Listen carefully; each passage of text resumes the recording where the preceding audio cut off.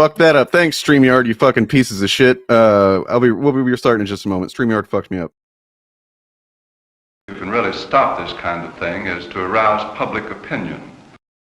It's very upsetting. It has a bad moral effect. Forced adversity.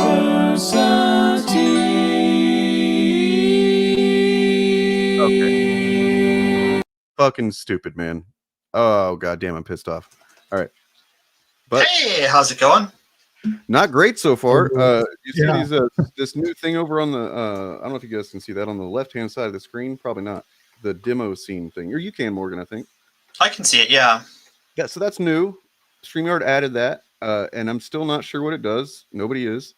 But what it did do was made it to where whenever I tried to introduce the video for the intro the way I normally do, it I don't know, it left space on the screen for us when I'm like, that's not what I was trying to do yet. And it just looked all stupid. So yeah, you know, these things, StreamYard, go fuck yourself. From your description, it sounds like they're trying to mimic OBS. Is that what it is? A little bit, yeah. Yeah. All right. Well, this is the Fuck StreamYard podcast. Welcome. Yeah. I'm StreamYard Morgan. If you have any experience with Streamlabs OBS or OBS, it might work like that. You could try doing that. It's an extra level of complexity that they don't need, but yeah, right. I think that might be the idea. Right. And I mean, according StreamYard, the reason I started with StreamYard is because I tried OBS and stuff, and like I can get the hang of those, but like trying to learn them on the fly while you're live is frustrating because there's so many different components and whatnot. StreamYard was the one that's like, oh, this is all pretty relatively simple. You can learn this pretty quick and do everything relatively smooth. And now they're just introducing features left and right that are like, no, but what if it's really complicated suddenly and we don't tell you about it and we don't give you an option? So yeah. Anyways, and according to the studio or the backstage screen I'm looking at, my comments are not appearing in chat. I see them on my screen where I typed them into chat on the YouTube channel, but you are not connected to the stream right now. What? You are not connected to the stream. You did not send it to your channel. No. Yes, I understand that, but I mean, like when I typed something into the chat on your channel, the StreamYards window told me that my comment did not appear in actual fandom. Why? What the fuck? I don't know. I don't care. I'm not going to comment anymore. But this is the Technical Issue Podcast. Welcome. Yeah. We're going to talk about the moral panic of what the fuck is going on. Yeah. This is yeah. You know what? It is, but I think it might be something a lot more. Wow, I forgot to change the font. Look at that. Look at that shit. That's ugly. That font is just, it's not doing it for me, bae. Switch it out here. But yeah, I think I was kind of thinking about why did it take us so long to kind of just cover this? And I don't know if is it my fault? No. Like we had all these moral panics, listed out. We've covered a lot of them. But I don't know that I've really ever just thought about this as being a moral panic. And like, not only that, but then talking about this whole, the masculinity crisis going on. Right. And like how that's also just at the core, the bottom of the pyramid of all of the other all the other bigotries and shit that are going on these days. It's like right there at the base, and everything else is built on that. Does anybody else see that? Or... Yes. Yeah. I have believed for many years that patriarchy / male supremacy / masculinity crisis, whatever you want to call it, is the moral panic of all the moral panics. Yeah. I mean, why are... I don't know that I would go as far as Bob was. I don't know that I disagree either. It's like, it's not just the font. It's the text, the way it's done. It just looks messy. Yeah, it's just something. I mean, that was an ugly font too, but like, then something is not. That one's not bad. They're all just at least readable. Yeah. Yeah. That one's fine. Yeah, there we go. All right. It's also really big though, but all right, that's cool. Consider it an accessibility tool for people who have bad eyesight. The larger the font, the easier it is to read, I guess. It's true. So what were you saying, Morgan? That you don't necessarily disagree, but you disagree?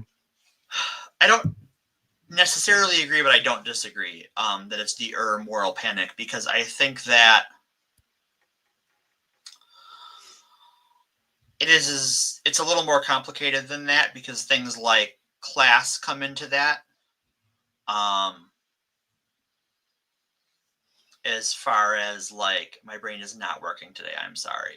That's okay. Lost my train of thought. So no, but I think that it's certainly, if you wanted to go down and pick a original moral panic, it certainly seems to be the source of a lot of them. It's definitely the door in for a lot of guys and women too. I mean, but like, it's I would argue. I think that historically, in a historical perspective, and maybe a prehistoric perspective, what we call patriarchy is probably one of the original forms of oppression, if not the original form, and everything else grew out of that. I think. I mean, going back to the old trope of the caveman bonking the caveman on the head and then dragging her by her hair. Yeah, that would make sense. That would be the original bigotry, right? The original oppression. Mm-hmm. I mean, unless you count like was it Homo erectus versus Neanderthal? I don't know. I don't know what went down on there, but like definitely some genocide happened back then too. Anyway, yeah, and then it's. I remember a couple of years ago somebody said that misogyny is the only bigotry that was still generally acceptable, like on social media or wherever. Like you can basically, you couldn't go off and couldn't then, and now it's getting easier for racists to be racist, I guess. But like at some point, there were certain things you couldn't say racially or about gay people on social media without having some kind of possible consequence happen, right? Like whether it's just a suspension or post deleted or whatever it is. I think it depends on what phase of social media you're talking about, and like what aspect of social media we're talking about. Because I think things like in online gaming spaces, I think that the whole gauntlet of bigotries was always acceptable. I just mean like if you go on social media and say, somebody clips this, whatever, if you go on social media and say, well, you know what, I'll make it to where it doesn't matter. Black people are inherently superior to white people. Sure. A lot more people are going to get upset about that than if you just say something, generally like casually putting women down. Right. Mm-hmm. I don't know. It's yeah. Sorry, in online leftist spaces, a lot of misogynist language is still baked into the slang. They still say things like cuck, or bitch, right? Yeah, I remember when I first heard cuck. It was like 2016, maybe the start of 2016. So like the election stuff was, it was becoming pretty crappy at that point. And I remember somebody called me a cuck for saying something like, I don't know. So I don't think you should say the N-word or something. I don't know what it was. You know what I mean? And I'm like, wait, what? And I knew I hadn't heard the word before. I knew what it was, but I like looked it up to make sure. Like, why would they be calling me that? The first time I was called that was going to play a game of 40K. And it was, I want to say 2014, 2015. And someone who was in the store came in and started watching us play, called me a cuck for playing Tau.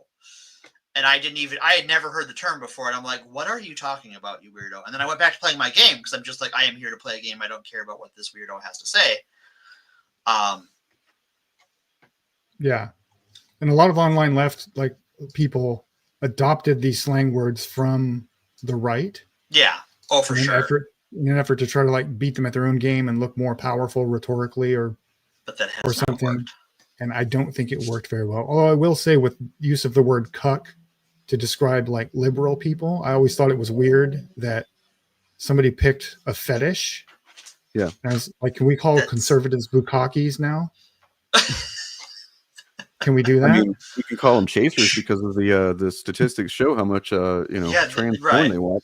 They watch a lot. They watch a lot of trans porn. They watch more trans porn than trans people do on average.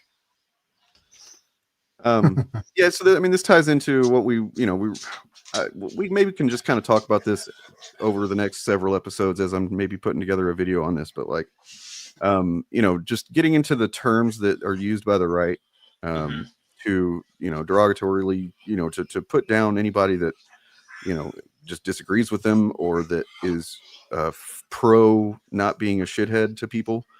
You know what I mean? And there's so many of them, and they go through in cycles, and cuck is still around, but I don't think it didn't work as well as I think they probably wanted it to generally. I think it's one of those things that if you weren't terminally online or involved in the fetish community, you had no idea what they were talking about. And I don't think they knew what they were talking about. I don't think. Well, so I remember thinking, like, because I looked it up and was like, okay, so there's a racial component to this too. Right? Like, I didn't even know that. I didn't, I mean, like, so cuck is not inherently, cuckoldry is not just inherently this, but it is a prominent subgenre of porn, which is where I imagine they, a lot of them. Right, of course, it's where they found it, because they which is that it's a black guy specifically, or a bunch of black guys specifically with your girl or whatever, and you just have to, you know what I mean? And that I think is a good representation of how, there's the misogyny for sure, but then there's also these racial fears that are like tangential, or at least, offshooting from the thing too. It's like, it's not just that they're afraid that somebody's going to take their girl, it's that it's going to be a black guy that's going to do it. You know what I mean? Or some kind of a, I don't know, existential thing that exists in their fucking feeble, primitive, unevolved minds. I'm not sure. But so I have this thing. I started talking about this on, man, I hate this. You have to remove something to add something now. Have you noticed that? I have to remove this before I can add it. I did notice that when I was using it last week. Started talking about this on Friday, right at the end of the stream. And yeah, by the way, I'm back. If you ladies and gentlemen, he's back. I'm back. And I was like asking people for words that, would fall into this. And there was a lot of good suggestions. I'm going to have to make sure to write them down next and like, go through and just find all the ones that I can. But there are certain ones that are more prominent, more that became more of a thing. You know what I mean? So like pinko, for example, I'd heard that before, but that's pretty outdated. I knew what it was. It referred as a derogatory term for communists. I didn't have any idea why. But apparently, as it says, the first recorded uses were in Time magazine in 1925 as a variant of pink, which had been used alongside with parlor pink since the beginning of the 20th century to refer to those of leftist sympathies, usually with an implication of effeteness. And it's like, wow, it really is just kind of the same thing in spirit as every other word that they use. You know what I mean? It doesn't really change. Well, and I think we still see this today in a lot of ways, but even just like how propaganda portrays communists in the 1920s Red Scare and the 1950s Red Scare and into today, because that never ended. The Red Scare, we talk about like the second Red Scare in the 50s, but that never really went away. Sort of briefly in the 90s when like the USSR fell apart. Right. But it wasn't long before it was, I think by the time people were talking about Obama running for president, that all came back within, 15 years of it ending. So I was, I'll admit to being wrong with my understanding of this stuff. So like, I remember the first couple of years of doing YouTube, and I, got into political spaces and would see some of these lefties like promoting socialism or even communism, and then like, just acting like that's something that we can aim for in the immediate future or whatever, and being like, that's apparently you don't understand how much of the propaganda campaign throughout the 20th century just cauterized those ideas in America, like for so many people from even entertaining them as anything other than the boogeyman.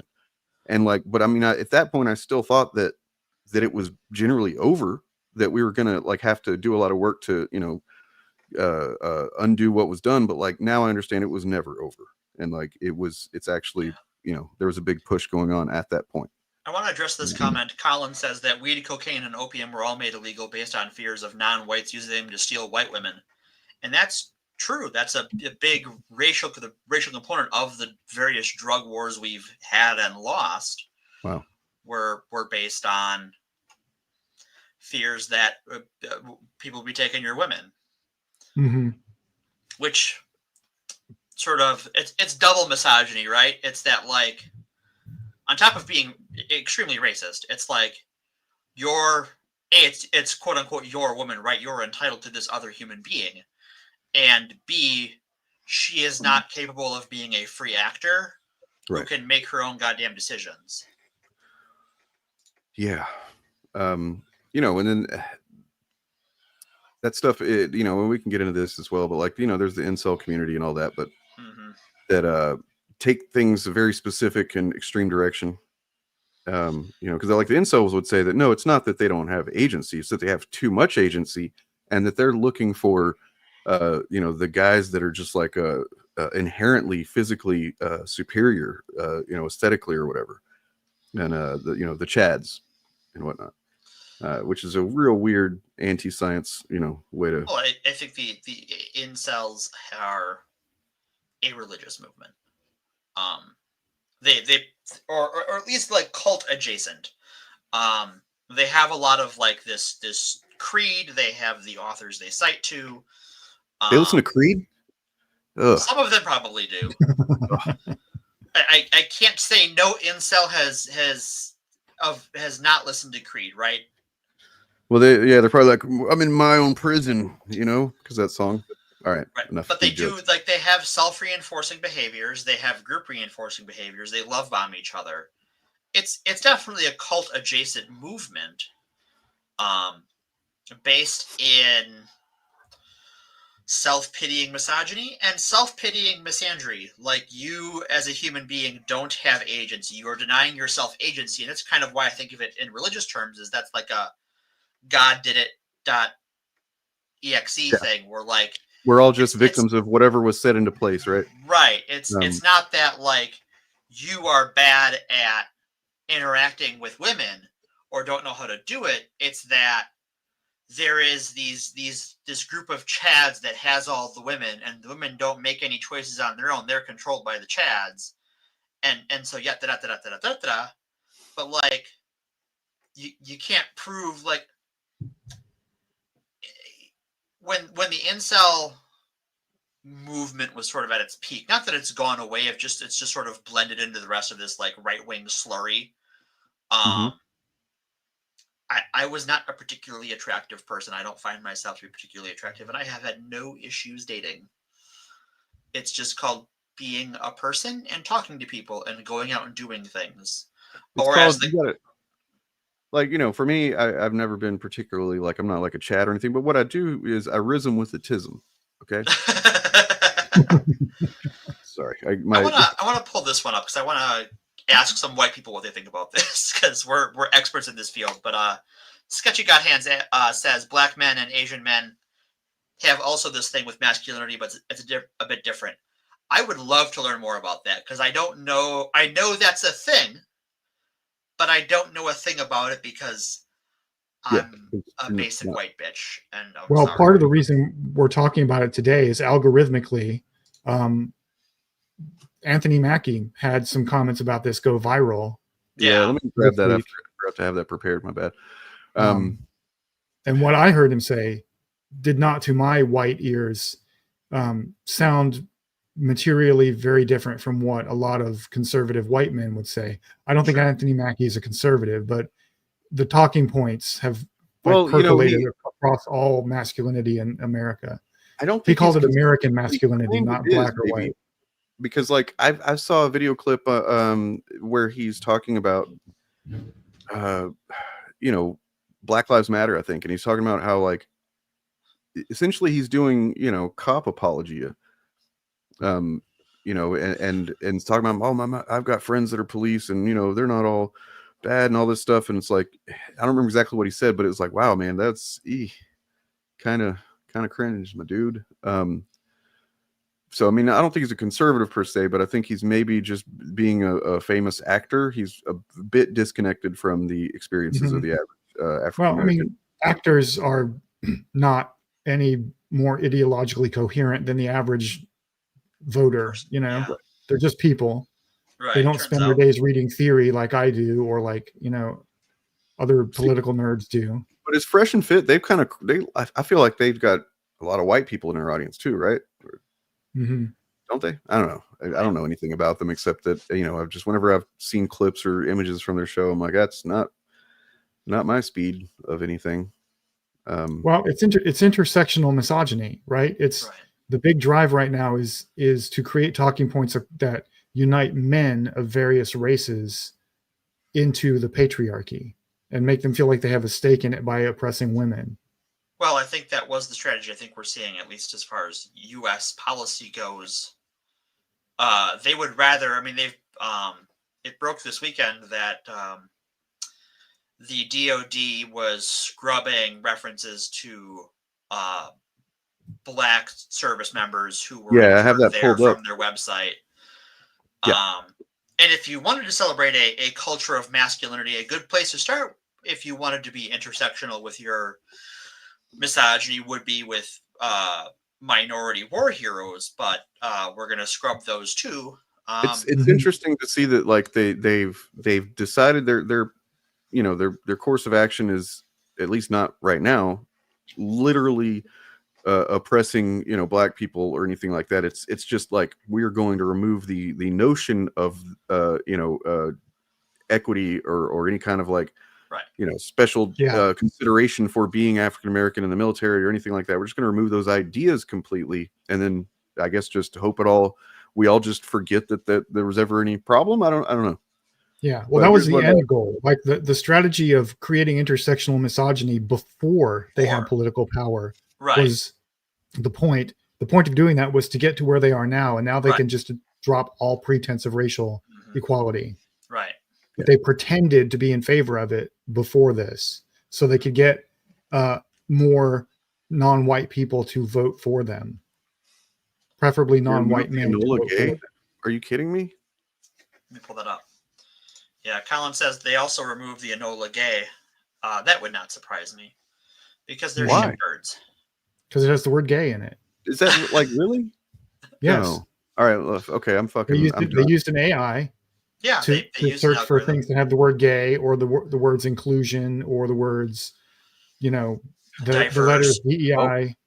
We're going to get into the government use of AI when it comes to this stuff in a little bit too. But here's this. Artificial ineptitude. In the past 20 years, we've been living through the death of the American male. They have literally killed masculinity in our homes and our communities for one reason or another. But I raised my boys to be young men. Can we pause? And however you feel. Who's they? They never say, or they're very, like, here's what I think, man. It's like, it's fucking, to think that if your masculinity is something that can be affected by amorphous theys, out there, how does that affect your masculinity? I don't fucking get it, man. Fix your masculinity. Yeah. It's yours. I think asking the question, who is they, is reading too much into it. This was a conversation between a group of guys who are not, they're like actors and athletes, right? They're not political experts on anything. They're just using they in the colloquial term, like people talk about the culture or whatever. And like average people will say they did this or they did that about an issue. And they don't know who they're talking about. And I'm doing it right now. But people who use the word they in this way are not necessarily pointing at a specific group of people they have in mind. Maybe he means that, like, they've discouraged, expressions of aggression or anger or something like that. And it's like, okay, if you want to have that conversation, have that conversation. You know what I mean? Talk about the specific thing that you think is missing or has been taken away or whatever. But like, to talk about it in these fucking broad generalizations as if, I don't get it. I was having a conversation earlier on Blue Sky with someone just about speaking broadly, and this was with regards to talking about Democrats, but I think it applies here. I think we, as a people, need to be more specific in our language because of things like they, right? In this instance, like, who are they? Okay, who are you talking about specifically? Because, like, even if I'm having a conversation with someone just sort of casually, I would like to know who you're talking about. You know, I might ask for clarification. But for your own cognitive ability, for your own personal critical thinking, when you are talking to someone and you're instinct to say they, you should make sure who they is clear. I agree. But I'm just saying, in the context of this video that we're watching, this was just like, this is like a Joe Rogan style thing where it's just like a bunch of dudes sitting around shooting the shit and not trying to be super serious about anything, and their brains just slip into this way of talking. Sure. Because is that why they hate they them so much? Because they've associated it with being the they, you know. That may have something to do with it. Who knows? Some kind of a connection their brains have made that they don't. I don't know. But you know, I've got Does he say? Is there more than that? Because I feel like that's all I need to hear from it. Is no, there's more. Let's hit it. You feel about that. You feel about that. Right? But my boys will always be respectful. They will always say yes, sir, yes, ma'am. No, sir, no, ma'am. They will always say thank you. They will always open the door for a lady. They will always make sure that their mother is taken care and provided for. They will always. Here's the thing that I do. I hold the door for everyone. If someone is within like a few seconds of making it to the door that I'm at, I fucking hold the door for them. I don't care what gender, age, or anything they are. It's literally just, hey, what's so hard about this? You know what I mean? It also gives me a second to, if I'm like going into a place, you know, due to anxiety or whatever, I can kind of just take a second and go, all right, I'm going to the place. I gotta behave myself. No, I don't, but like this yes ma'am, no ma'am thing, I get it. If he's from the South, I think he is, then that's pretty, you know, embedded, ingrained in that, you know. But I think so far, like beyond saying that like masculinity is being deconstructed, I haven't heard anything that is like, all of those are pretty normal behaviors. He's talking about, like, I mean, I have no doubt that Anthony Mackie probably raises his kids really well, right? Like he's probably, you know, or at least he has people hired that do it really well. I would not be surprised, yeah. And it's just that, you know, and that's probably the thing is he's just talking about it in this really, he might not even recognize that the language he's using is, you know, used the way that it is online so much, right? I don't think he does, right? I think he's got a job. I watched this entire interview. It was kind of fun and interesting. And I think the context here is they're talking about the I'm not qualified to speak to how accurate this is, but the context is they were talking about the crisis of a lack of father figures in the Black community. Sure. And they don't mention that big part of that is because of incarceration rates are disproportionate, but that's the context. He's saying, you know, now that you mention young Black men need better role models. Now that you mention it, he was talking about that in that clip I saw. That was the other thing. He was talking about the, you know, if he was basically, you know, saying that if a police officer pulls you over or whatever, you just got to behave yourself, say yes or no, sir. And, you know, like saying that that's all you got to do and there will be no problems, as if that's true in all cases. And it's not. I'm white and that's not true. Like, and that would be very nice in a better world. Be men. And that's always, since they were 2 years old. Every time I left for a job, I tell my 15-year-old, you're the man of the house. You make sure these doors are locked every night. This alarm is on. You text me or you call me every night before you go to. You know, I guess it's like, I don't think he's doing anything wrong really, but I guess to me, I don't understand the, who's attacking that? I don't understand the reason of connecting that stuff specifically to being the man or masculine, right? Like you teach people, you teach your kids, regardless of gender, how to stay safe. You teach them that there are, you know, reasons to, you know, guard yourself and guard your home and your belongings and lock the door at night and stuff like that. You don't want to make them over paranoid, but you don't want to, you know, them to be completely oblivious either. I don't know. Yeah, if Louisiana, wow. I live there. It's pretty rough. Wu points out that Mackie is a Southern boy from Louisiana. Not shocked he has these views of masculinity. Oh, you're calling her Woo. I've been going, wow. Oh, I have no idea. Wow. So, wow. Let us know how you say your name. Yeah. Go to bed and you wake up. I love that. Because we're men.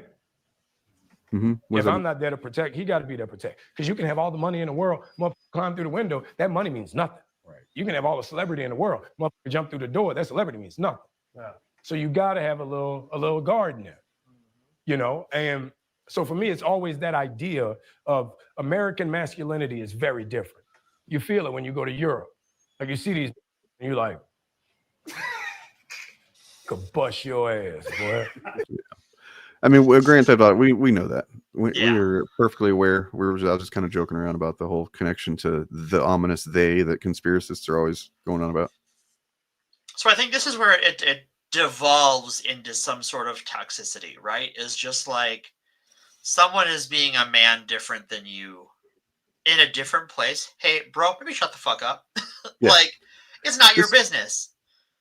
It's like, I was thinking about basically, I don't believe in toxic masculinity. Surprise. I don't believe in that. Shock. Because I kind of don't believe in, like, to me, I don't approach things from that way, because it's like you're trying to achieve some end result within certain parameters, when it's like I approach things from not being shitty to people. Am I doing something harmful or saying something harmful or that makes people feel unsafe or excluded or whatever it is? And it's like, to me, it's just, I don't know. When I say like toxic thinking, it's thinking that isn't helping you. Sure. It is a destructive mode of thinking, whether to yourself or towards other people, that like you have now wasted brain cycles of yourself and others going, well, that guy sure is different than me in another country and another hemisphere of the planet. Mm-hmm. Okay. Yeah, I don't believe in toxic I don't believe in toxic masculinity because I don't believe in masculinity. It's not real. Well, I'm basically of the same mind, but I recognize the need to engage with the concept on its face. I do. I agree. We have to take it seriously, but we should not take it literally. And I think that's the elephant in the room that nobody ever wants to talk about in conversations like this. That we're all shadow boxing when it comes to this thing. Right. I think I will. There's no way to ever win it. Yeah, Sketchy says that masculinity is a spectrum and there's no rigid way to be masculine. That's my opinion as well, is that like masculinity is a social construct. We all have different notions of what it is, and sure, some of them have some things in common, but some of us don't. I just approach it from like healthy or non-healthy, unhealthy thinking. Like the concepts that you're operating from, the way you see yourself, others, the world around you, and engage with those, or is it something that's healthy or not? And that's not just for its own sake. It's practical, it's pragmatic, because whenever I've been in points in my life when I was engaging with other people or myself in unhealthy ways, it created negative consequences for me and for other people, which also creates negative consequences for you. So even just like in a most selfish, self-centered way, like it behooves you to not be a shithead to people, because you're gonna, you gain more flies with honey kind of thing. Draw more flies with honey than with vinegar, whatever it is. So I don't get it at all. I don't see the need to, like you're saying, is he just doing this because he's kind of peacocking? He's on a show with some guys, so he's kind of just like broing out a little bit. I don't know. I was with my son last night at the mall, and we separately, like, it was the whole family was there, but me and my son kind of went to go do something on the other side of the mall while the ladies were taking care of something, and we were jokingly like, all right, bro, come on, bro, we're broing out at the mall, bro, and like, but then we're behind some teenagers walking, and they were like, there's a group of teenage boys, and they were just going like cavemen grunting at each other really loud across the mall. And I was like, I told him, I said, you're gonna do that one day. He was like, I probably will. And I'm like, that's okay, just as long as you grow out of it and you don't do it enough. There you go. That's being a good father. Who among us has not grunted like an ape and walked around like an ape? And it's like, I think I've done it before, and I think I was having memories of kind of doing it and like feeling like I was doing something cool or funny or whatever, entertaining myself and my friends. But then now, as a old ass man from the outsider, I'm just like, wow, man, y'all are fucking annoying. Tim Allen built an entire sitcom character around that. that is true. Maybe that's why I didn't do it. I'm like, that just seems so very old manish. Well, he wasn't an old man at the time. He was. I mean, when that show was on, he was certainly older than I was in my teens. Okay, fair. Because I'm a little younger than you folks. You know, I mean, I know you're kind of like being, you know, making a joke, but even if it did affect the price of beer, okay. Like, I mean, if for somehow that made it $1 more per 6-pack, you know what? I'll pay that extra. If it literally that $1 ensured that there was safety for people, human beings, I'd be like, that's fine. It's worth it. You know? I will point this out as a counterfactual. I think that I want to pull that back up. So GTA was asking. There we go. All right. I asked, does someone else being gay or trans affect the price of beer? No, then what do you care? LOL. See, it does, but not the way you think, or not the way these people think. It has driven up the price of goods. Like homophobia and transphobia have a correlation that you could assume there is some causation given the amount of money that was spent on the election ads that were specifically about transphobia. And prices are going up and we're in a trade war. So like, yes, the existence of gay and trans people has affected the price of goods and services. It has driven them up because homophobia and transphobia is expensive. I mean, how much, what was it? Something like $240 million spent on the Trump campaign, just like just the they them ad. Yeah. Yeah. And, but it's like, that's 1% or so of the population that, you know, that literally directly affects. So like something's going on there. Like if you voted for Trump because of those ads or your opinion of trans or non-binary people, you drove up the price of your own goods, of the stuff you purchase. Yeah. Because of us. So good job, you played yourself, you fool. Yeah. Because you've elected into power a person who immediately instituted economic policies that made everything more expensive. That's how it affects the. And also, we're going to have a recession. We're well on the way. And also, to Dane's point, we should care because trans people and gay people. I mean, we all get this. Like, we should care because we should care about other people. So that, like, asking the other folks who are bigoted. I don't like the tactic of saying, well, if it doesn't affect you, why should you care? I get that you can't get them to care, but they should care about the rights of trans and gay people and other people other than themselves. Because, if you don't think that, then you don't understand rights the way that I understand them, which is that if someone else's can be taken, yours can too. Yours can too. So once again, even on the most self-centered, self-focused level, it still behooves you to, care. And will be. And we're seeing this now. We're seeing that with, I mean, we're talking about, black masculinity as 3 experts in the subject, LOL. But I think we're talking about black masculinity necessarily, but go ahead. Not necessarily, yeah. But like how there has been an attempt to create intersectional misogyny that has now given a way to just racialize misogyny once they got what they wanted, once white supremacy got what it wanted. And we're going to keep seeing more of that. We're seeing people who have family members who are undocumented migrants who are like, I voted for Trump, but I never thought they would take my spouse or aunt or co-worker. It's like, how could this happen? Well, that's what they promised, you idiot. Yeah.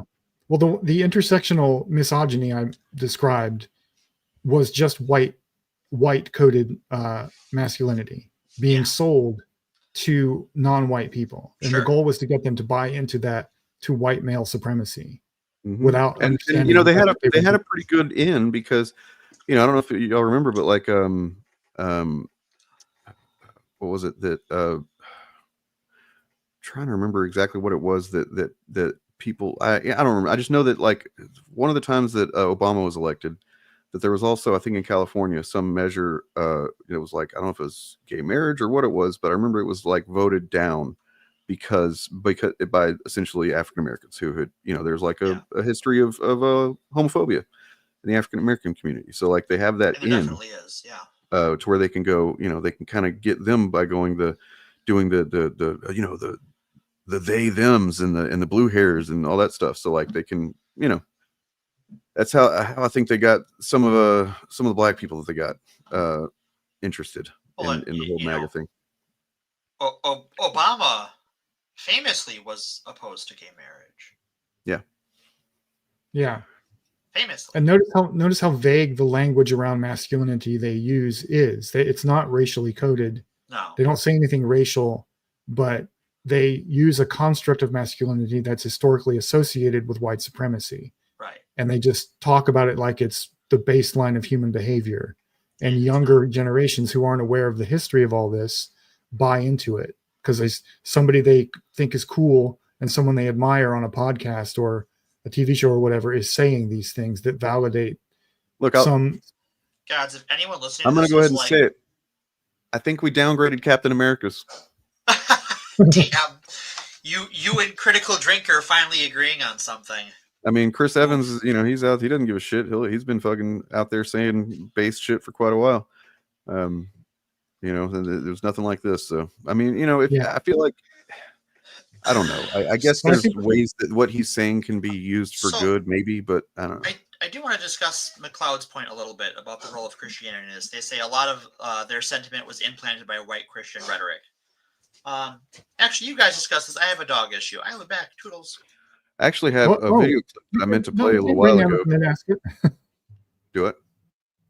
I was just scolding Morgan for saying that she wanted to talk about that point and then walking away and leaving us with it. Well, I've got this. Maybe we can move on and forget that we were talking about stuff that we're not qualified for. No, but here's a clip from a young man. He's not with us anymore. He was righteously executed for insulting the Mexican community's cuisine. But this is a clip from whenever he used to be a YouTuber. Weird belief that stoic personalities are inherently dangerous and unhealthy.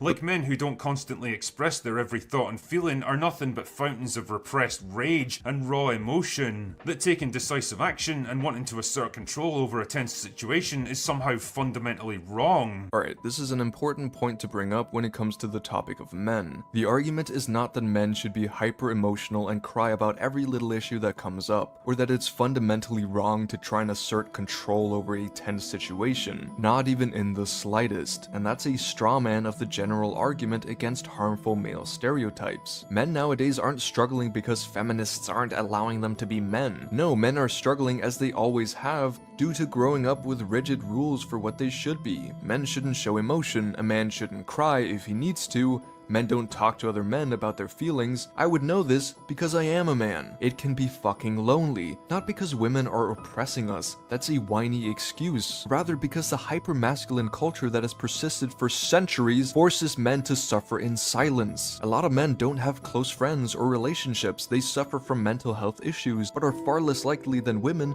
to seek out help. Because again, they think this makes them weak. Because that's what they've been told. Young men also commit suicide at an alarmingly high rate, which needs to be addressed. And you don't address these issues by feeding them lies about how it's the fault of Hollywood and wokeness that they feel so marginalized. No, a good place to start is to try and make people aware that the patriarchal systems that have held down women for so long also negatively affect men who aren't at the top. And listen to me carefully here, I'm not saying that the drinker is as bad as someone like Andrew Tate or Sneeko. No, not at all. But he's playing a part in propagating this harmful culture by telling young men that the reasons they're not happy is because feminism and wokeness is preventing them from unfolding themselves as traditional men, when in reality it's these rigid traditional values regarding men and women that have caused so many of the problems we're experiencing today. Here. Yeah. That calls to mind for me a video I watched today about how the philosophy of Stoicism has been hijacked by man babies and turned in like Stoicism was originally basically what we call mindfulness, right? It doesn't say don't feel emotions, and it doesn't say suppress your emotions. It just says experience them, but have enough detachment from them to handle the situation rationally and not like fall apart or whatever. And they turned it into everyone has to be a robot or a Vulcan or something like that, except with big muscles. And a Vulcan, if they've undergone, what is it? What's the procedure? The colonar? The colonar? Is that what it is? I forgot. Colonoscopy? Yeah. No, that's actually, men should get colonoscopy, especially around my age. You should start getting them. Get your colonoscopy. I haven't had one. I need to get one. You should do that. So who knows what's going on in there? I'll let you guys know as soon as I know what's going on in my colon though. Okay. Did you as a 2-minute clip from Turf Nation that I just played? I don't know if you heard any of that, but nah, I just got back. It's pretty good. Turf's good people.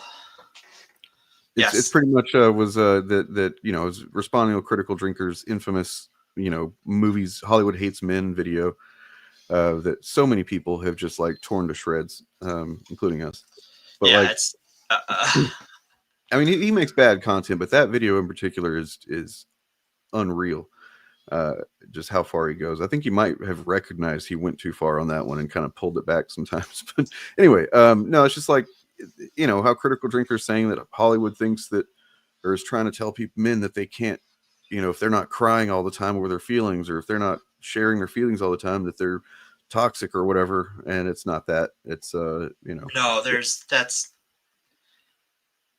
like, think of how many comedy movies even made in the 21st century that specifically dunk on men who share their feelings, who aren't just like manly men, right? Like it's just like, or even just who don't have sex, right? There was a whole movie that did very well called 40-Year-Old Virgin. Like, come on, guys. Yeah. And like, how dumb are you? That movie does in the end, it does have a better message about the whole thing than it could. But it still also ends with him getting laid and it being like the best thing ever, which isn't, I don't know, but he does it on his own terms. So there is that, but there's some, I don't know, it's like right on the line of being irresponsible and then also having decent conversations about it. Anyway, but yeah, right. It's just the idea that, I mean, my son said at one point that, he's talked about his friends. He's in 4th grade. He's talking about some of his friends have said they've had sex and stuff. And I'm like, no, they haven't. No, they haven't. Unless they've been sexual, no, they haven't. There's like, there's just no, I'm sorry.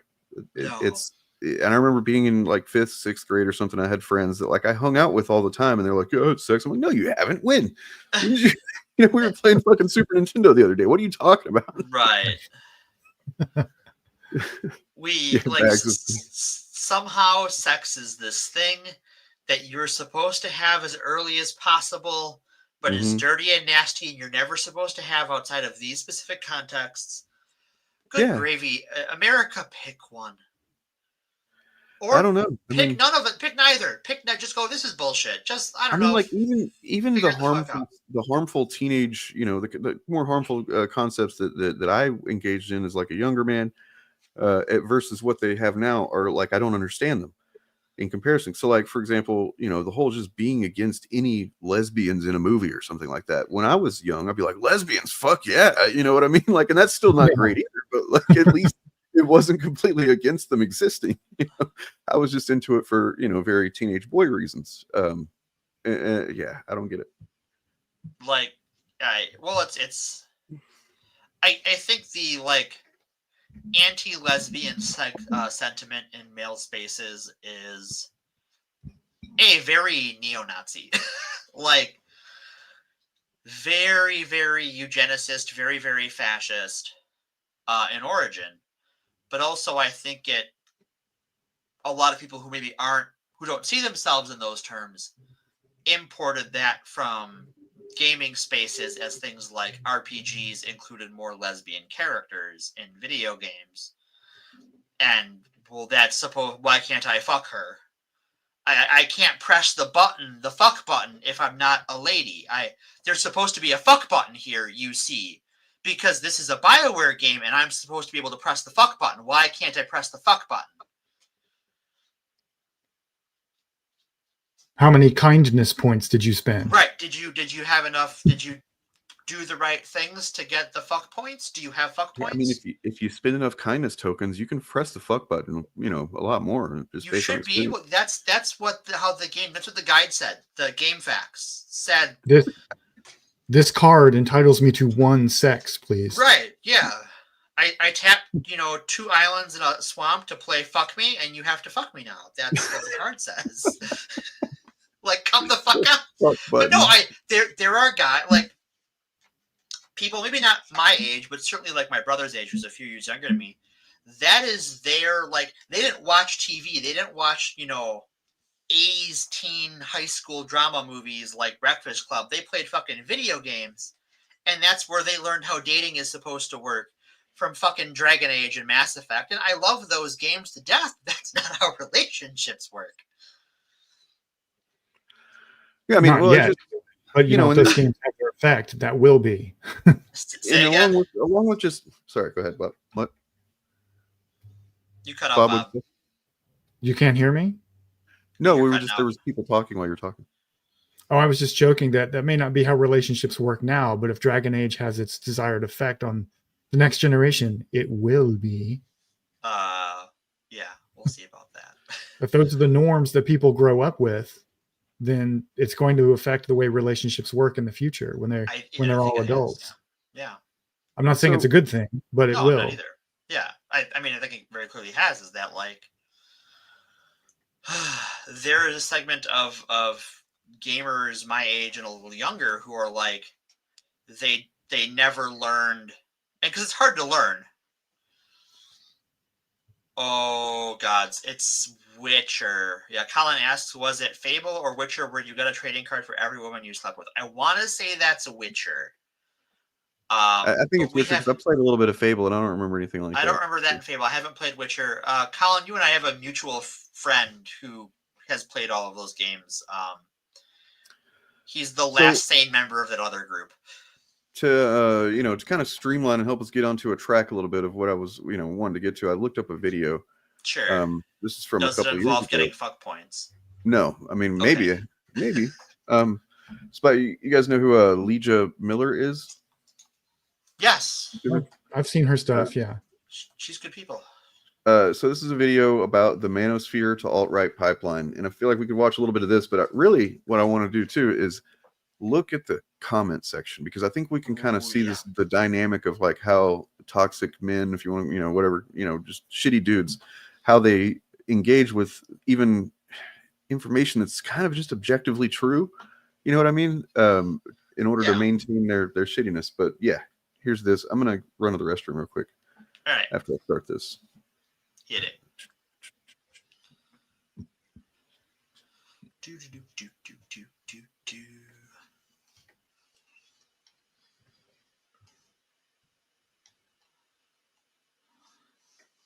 Nobody respects women more than I do. Now, I have great respect for women. My daughter Ivanka always says, Daddy, nobody respects women more than you, Daddy. There was this about Jessica Leeds, who accused him of sexual assault. Yeah, I'm going to go effed. Believe me, she would not be my first choice, that I can tell you. The fact is, when you give women rights, they destroy absolutely everything around them, no matter what other variable is involved. Even if you become the ultimate alpha male, some stupid bitch will still ruin your life. The vagina is the perfect representation of the nature of females. An empty vessel, a hole, a void with no identity of its own. The funniest is that I'll go backstage before a show. Yes. And everyone's getting dressed and ready and everything else. And, no men are anywhere. And I'm allowed to go in because I'm the owner of the pageant, and therefore I'm inspecting it. I'm inspecting. Right. I want to make sure that everything is good. You're there. Yeah, the dress. Is everyone okay? They're standing there with no clue. I'm in a state of exuberance that we have a president who rates women on a 1 to 10 scale in the same way that we do, and evaluates women by their appearance and feminine attitude. We may have to institute a new feature called Would Trump Bang to signify the importance of feminine beauty ideals. Trump embodies red pill thinking into every fiber of his being. It's important that we support him. Trump might be one of our last hopes to overthrow the current system and banish the liar forever. More importantly, he's the embodiment of everything masculine. Trump becoming president in the United States means the West will eventually reflect him. We are taking our manhood back. No more slaves. Freedom for all. Since the dawn of the internet, it has been a place for people from all fringes of society to come together and find community in their shared beliefs. When those shared beliefs are violent and create a tribal-like focus on identity and power, those online communities grow like wildfire and eventually escape the confines of the digital world and create real consequences that can end in violence, death, and even insurrection. So yeah, sorry, I went to the bathroom, but also I had my girlfriend make me a sandwich, man. You know, you got to put these women to work. And you said, "Hun, could you make me a sandwich?" And she said yes, and then you thanked her dearly. That's exactly what happened. But I did find it funny that I didn't even think about it until like right as I was about to ask him. Oh my god, I'm about to ask her to make me a sandwich. This is. But you know what's funny? If it's like shitty on the way home from work, because I guess I have a bit of a commute, I'll be like, "Hun, can you make me a soup on the way home?" Like I'll just text them and I'm just like, "Hey, hun, can you?" Well, I mean, like this is exactly point. Like is I know it's a cliche meme or whatever. Like, yeah, make me a sandwich, woman, or whatever. But like, if you are in a healthy, loving relationship, and that's not a big deal, yeah. Because the thing is, I will also make her one in situations where she's not able to, and I'm free. Yeah. Like it's Yeah. All right, let's look at the comments. I think we got the gist of this, but I think the comments are going to be the most enlightening for some definition of the word. Can you zoom in on that a little bit? So what happens? What you'll see is there's lots of dudes, I think, that are just taking the even mention of toxic masculinity or some kind of unhealthy masculinity as an offense to masculinity at all. And then they'll start bringing up examples of like things that they've done for women or whatever, as if like this is anecdotes that disprove everything she's saying.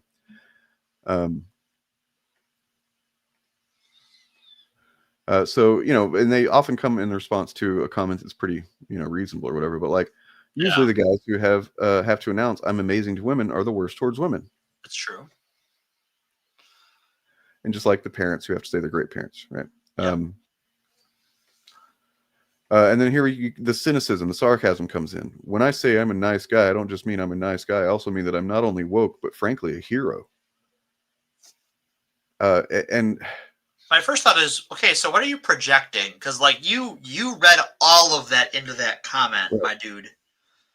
I mean, this kind of thing, they're telling you their insecurities right there, their anxieties, right? Exactly. Like that they see someone else just saying, I care about other people's, lived experience and them not being harmed or anything like that as like, I'm a fucking hero.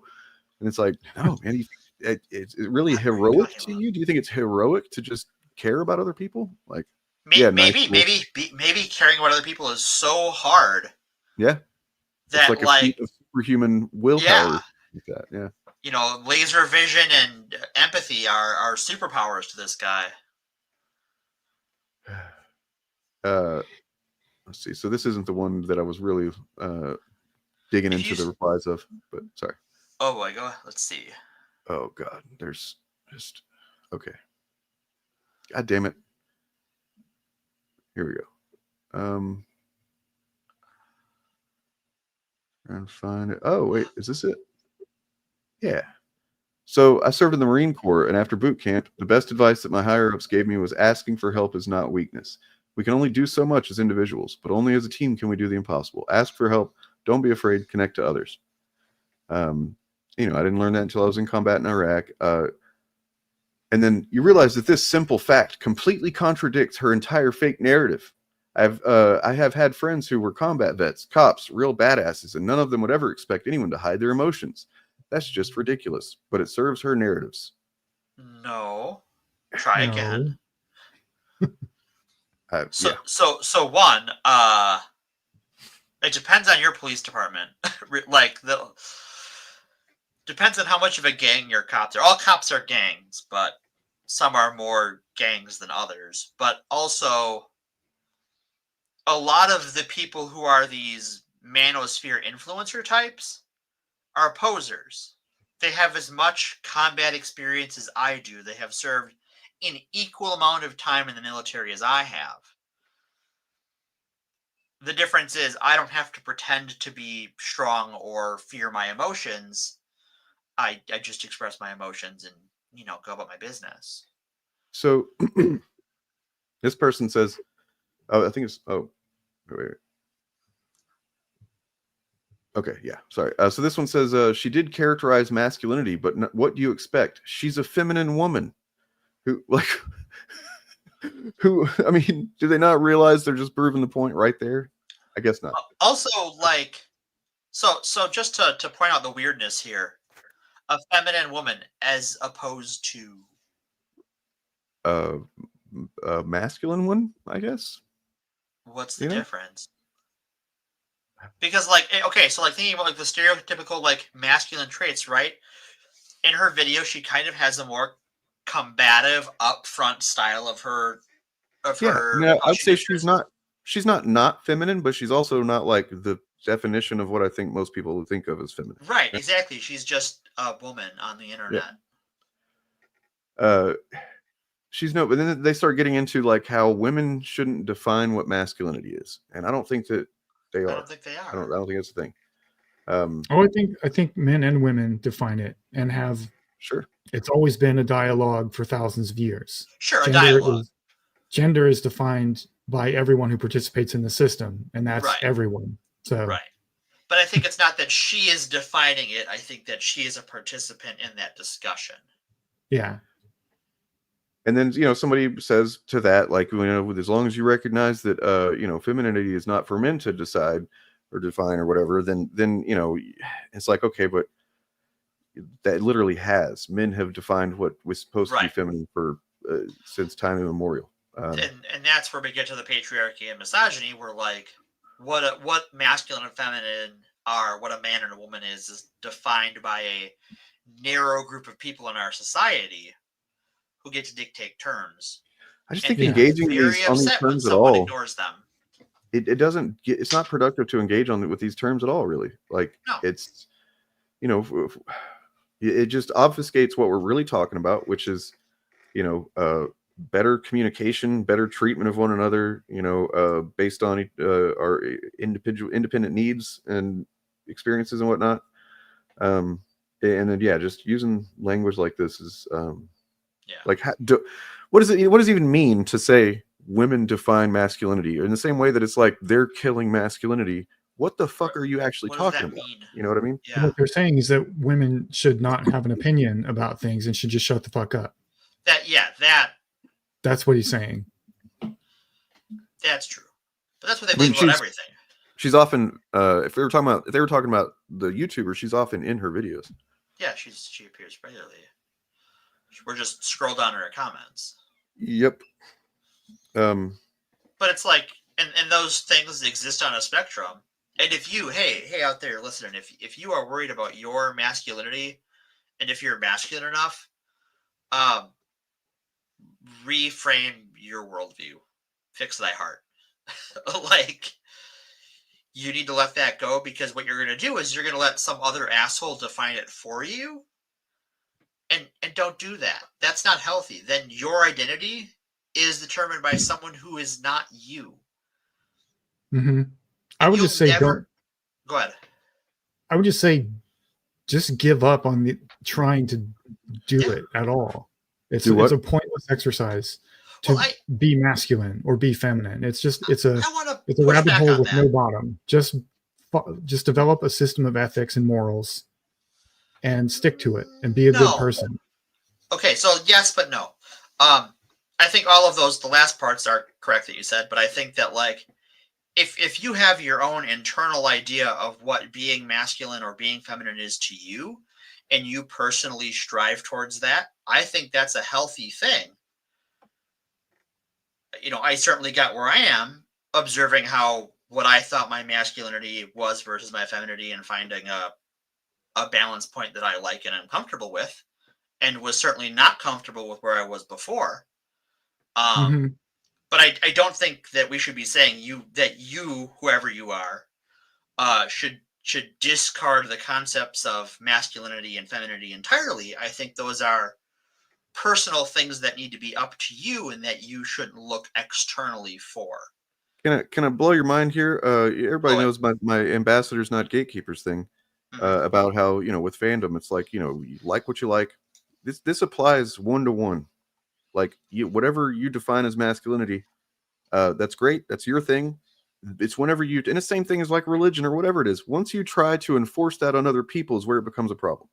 When you say my thing is this is the way it should be, this is the best thing, the best fucking comic book character, the best fucking movies, the best type of movies or whatever it is, the best religious dogmatism, the best whatever, the best masculinity.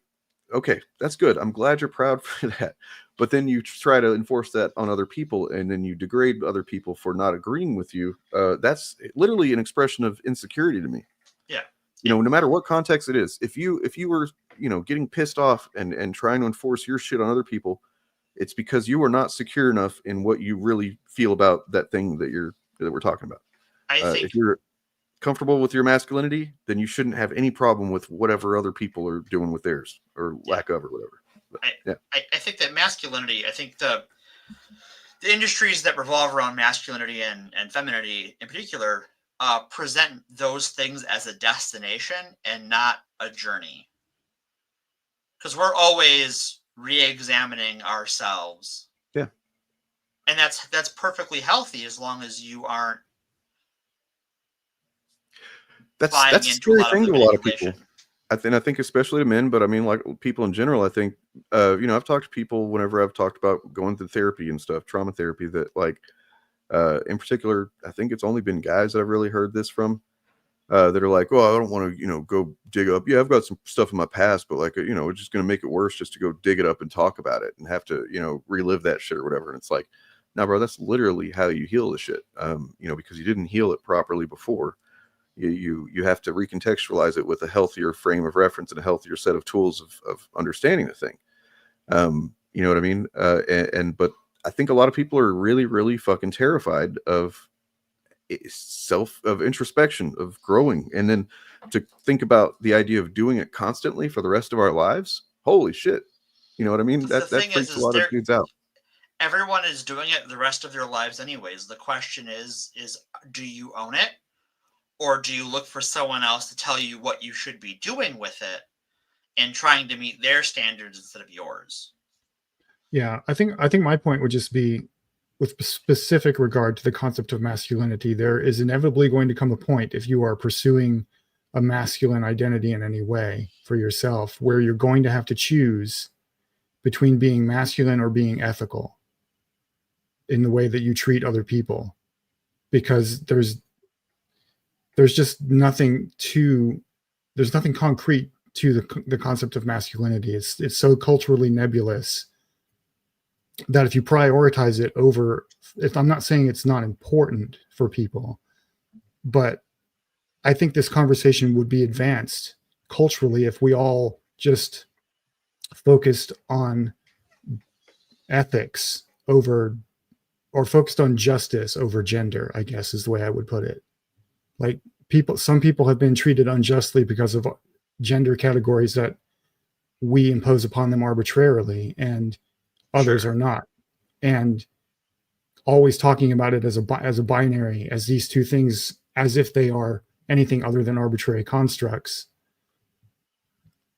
I think it's going to be fruitless in the long run. We're going to just be spinning our wheels as a civilization.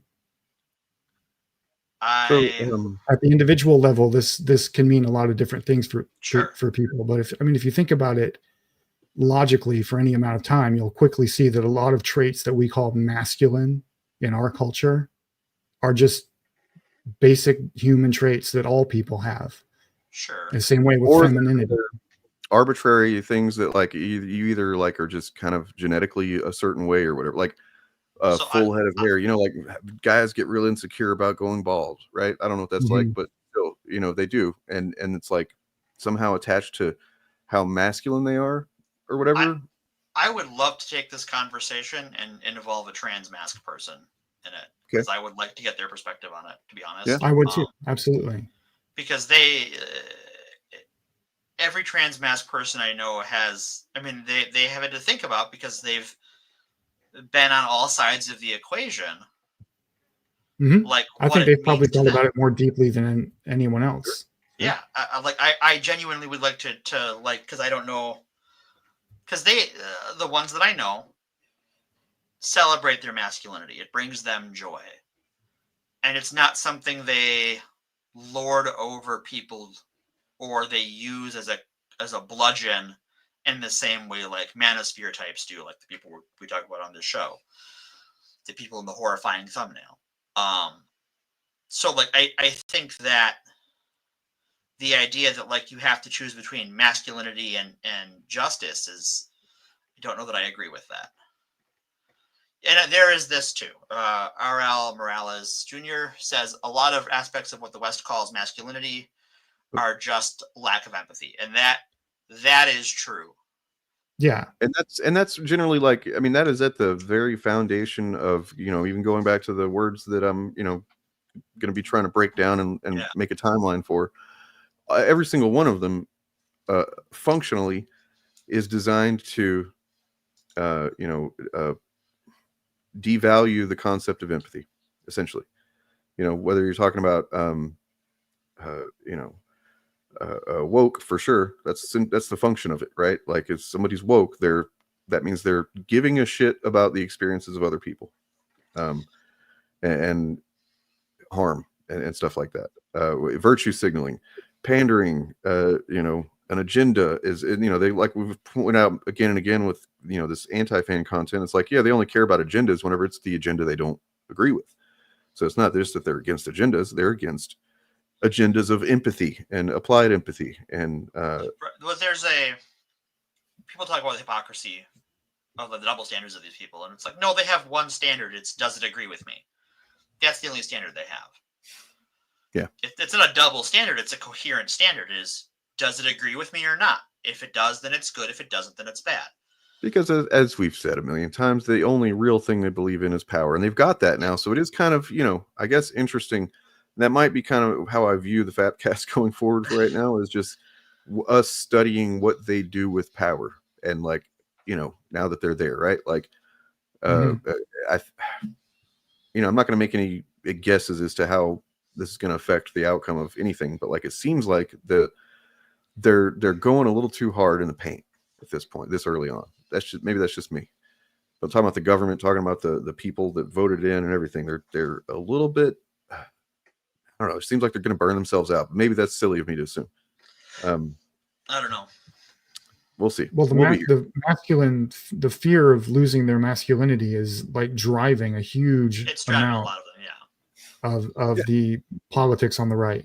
Right. It's all defined, like the shared thing is like I said a minute ago, it's like a fear of being exposed as not having enough of that, whether it's faith in God or masculinity or whatever it is. It's like you're going to be exposed as being a fake or whatever. It's all, the authoritarian urge is defined by an insecurity, I feel like. Oh, it is necessarily defined by an insecurity, right? It's, if you were completely secure, you'd have no reason to attempt to exert force over others. You're secure. What do you need to do that for? Yep. But I think that we have a culture that has framed masculinity in such a way that, and this isn't a uniquely American problem by any stretch of the imagination. But, well, I am just not doing well today. I'm sorry, folks. Okay. Oh, I mean, I want to pose the question that I posed in Discord, and we said we'd save it for the show. So I want to pose that now. Sure. We've covered quite a few moral panics in our day on the FAPcast. This seems like the most successful one, at least in the last century. I'm not, I don't think it's probably the most successful one ever, but it's definitely one of, because they have literally swept themselves into power, as in, like, when I'm talking about I'm talking about right-wing authoritarians. Right. They have gotten themselves into power, and they're causing a lot of fucking damage. All, if you trace it back far enough, all, on the backs of things like woke and SJW and cuck, as we talked about, and things like that are all meant to devalue and masculinity and yeah. So is this the most successful one? It's got corporate backing. You know what I mean? Yeah. I mean, okay. So I guess I'm gonna yes and no. Yeah. I think in the 21st century, I think you are 100%. I think the masculinity is under attack. Moral panic has been highly successful at radicalizing people who do not see themselves as political into political agents, because they still don't see themselves as political, but they are political agents, right? Who behave according to a political will, even if they don't see it as such. I will say that in terms of the last century, I would say the moral panics relating to communism were probably more successful, just because you look at how, for instance, things like Vietnam War protesters were treated. The Reagan administration, the Nixon administration, anti-communism had such a huge influence in 20th century politics. It would be hard for, even though it's tied up in this a little bit, I think it would be hard to say that it was the strongest in the last century. And I think that they are working their way back towards anti-communism tells me that at a certain point, this masculinity, the people pushing this masculinity panic, will see the need to move on to something else. But that's just my completely dilettante perspective. Bob, what do you have to say? I think that patriarchy is the background radiation of all other forms of hierarchy and oppression. That's my personal opinion. So I think it's the most successful moral panic of the last 10,000 years. Damn.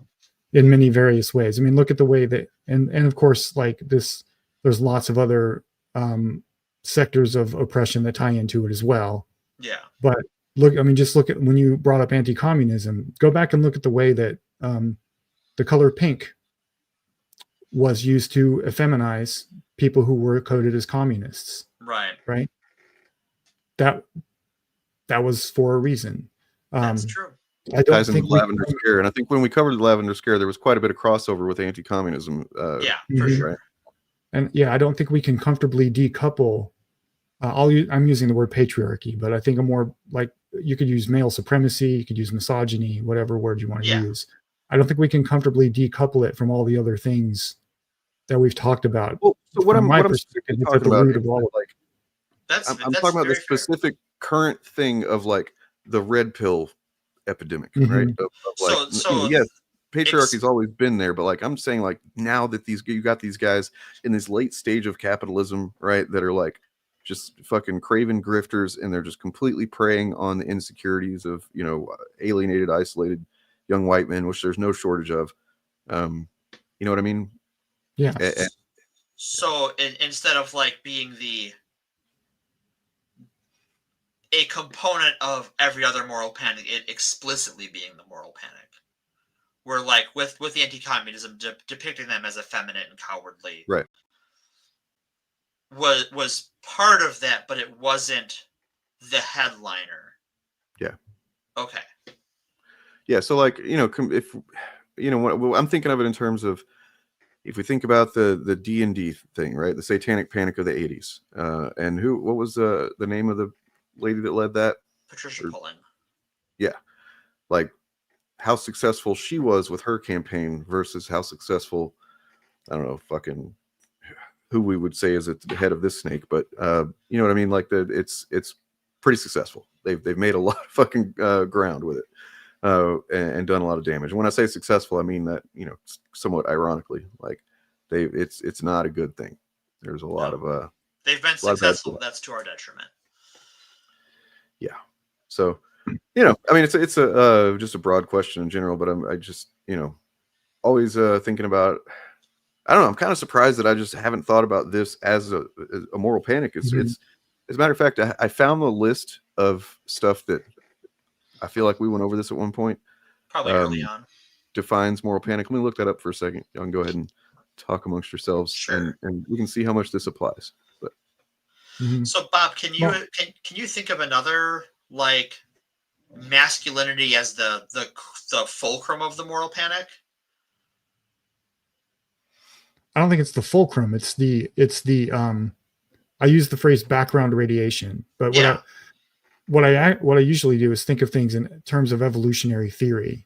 Sure. As we talked about last week, every organism in this analogy is a full member of all of the ancestral groups that it came from. So all birds are dinosaurs, but not all dinosaurs are birds. So I would say that like white supremacy and capitalism and all those other things came out of the establishment of patriarchy. Sure. They've diversified beyond just that, but they're all nested within it. Okay. So I think they're all of those things are functions of, in part, are functions of maintaining patriarchy. And what bothers me about talk about masculinity is that in a lot of ways, it's implicitly affirming what it explicitly denies when we talk about like the gender binary and so forth. We tend to talk about it, liberating ourselves from it without, not saying we, the three of us, but like as a culture, we talk about liberating ourselves from these other things without addressing the gender hierarchy that has been baked into all of it. Like that's why we got a black male president before a woman of any color.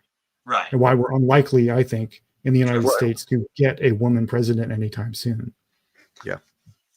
So I found this thing, and I want to ask you guys, go over this and ask you what, if you, first of all, if we all agree that this is how you define one, more or less. Okay. So moral panic is defined as public anxiety or alarm in response to a perceived threat to the moral standards of society. Is that? Mm-hmm. Yeah. And then there's several stops on the road to a moral panic before you actually get there. So first one is concern. Concern is limited at first, and it may be based on something that's actually going on, or something that there's anecdotal evidence, or statistically, insignificant event or something like that. But it's limited at first and spreads from person to person, amplified by cultural forces, until rational concern becomes irrational fear. Do we think there's any rational concern at the root of it? A rational concern? Yeah. As far as the masculinity thing, right? Like, oh yeah, for sure. But it's not a gender problem. It's the same alienation that all of us are feeling. Yes. And the fact that we feel compelled to gender it and talk about the crisis of men. Right. We're all facing. Right. So most of these moral panics kind of have the same. I'm sure we'd all agree. They actually have the same root concern, more or less, right? It's like in-stage capitalism, typically, or something caused by it, right? Or just political machinations or something like that. But like that's the point on this timeline of a moral panic where it tends to get seized by grifters, I think, right? Where somebody sees a rational concern or whatever, maybe they don't even realize there is a real reason to be, to address something going on, but they see that as their opportunity to say, oh, but it's this thing that's causing this problem.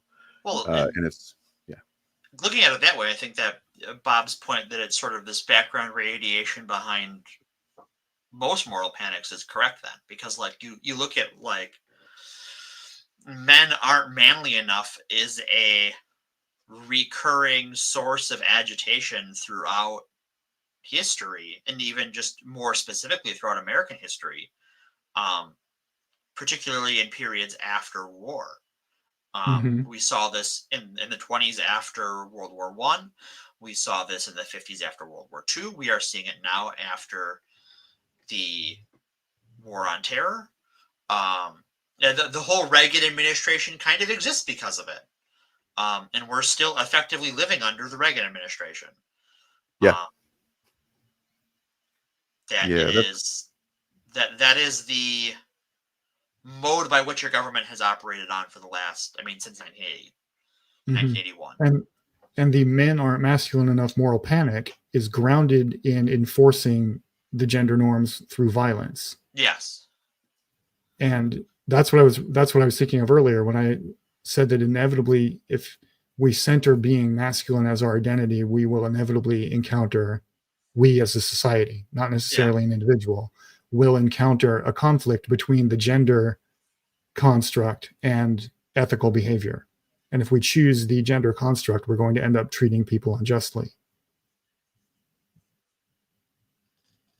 Yeah, I can see that. Dane, I think you're muted, unless you're not talking to us. You're right. No. Hi, Chariot. What Chariot's saying here is goes to a point that I was going to make about one of the comments in the comment section here. This guy says, he said something like, it's just, he was actually putting down Jordan Peterson and Andrew Tate, saying those, they're just grifters using the, concept of masculinity, but, traditional historical masculinity, that's what it's all about. We need to get back to that. And it's like, that's based on bullshit too. The idea that, old, like the older forms of masculinity, you realize how much that involved, like beating your women and you know what I mean? Like just being fucking violent. Ahistorical. So like this is my like 1 degree of separation from Innuendo Studios. Is there's a term that I told him that I got from a friend of mine who has recovered from being an alt-right moron. And that term is paleo-larping. Where you pretend that like paleo-larping. Oh, okay. Is the term where like you have this idea of like men must eat meat and be this type of strong, and men used to do this, and men own their women, and yet and they pretend to be that, but none of the people selling that actually are. Mm-hmm. Yeah, there's a lot of that in male fitness culture. Yes, a lot of. I had to like argue against it all the time. It drove me mad. Yeah, fitness back when I culture was is going to the gym more than I am now. When I was doing like CrossFit and stuff, I would come across that shit all the time, and then I would get marketed. I would get like ads on my phone because I had joined the local CrossFit gym for all that bullshit. Oh yeah, like that's part of the where algorithmic radicalization comes into it, is that like if you want to join a gym, you go on Google Maps and go, where's a gym near me? Google's going to start showing you those ads. And then if you go to those places, then you're going to start getting those YouTube videos. And then it just shoves you in that direction. Mm-hmm. And I think that's why a lot of people center capitalism as the problem. But I think that's just one aspect of it. I think it is more about our hierarchical thinking and our need to define people's terms for them. Because I think people who see themselves as masculine, I think at the end of the day, they don't need to be told that. They know. People who see themselves as feminine know that they are in some way feminine. They don't need to be told that. It's when we get to this, like, men means this, woman means this, masculine means this, feminine means this, and these are hard categories that have no overlap.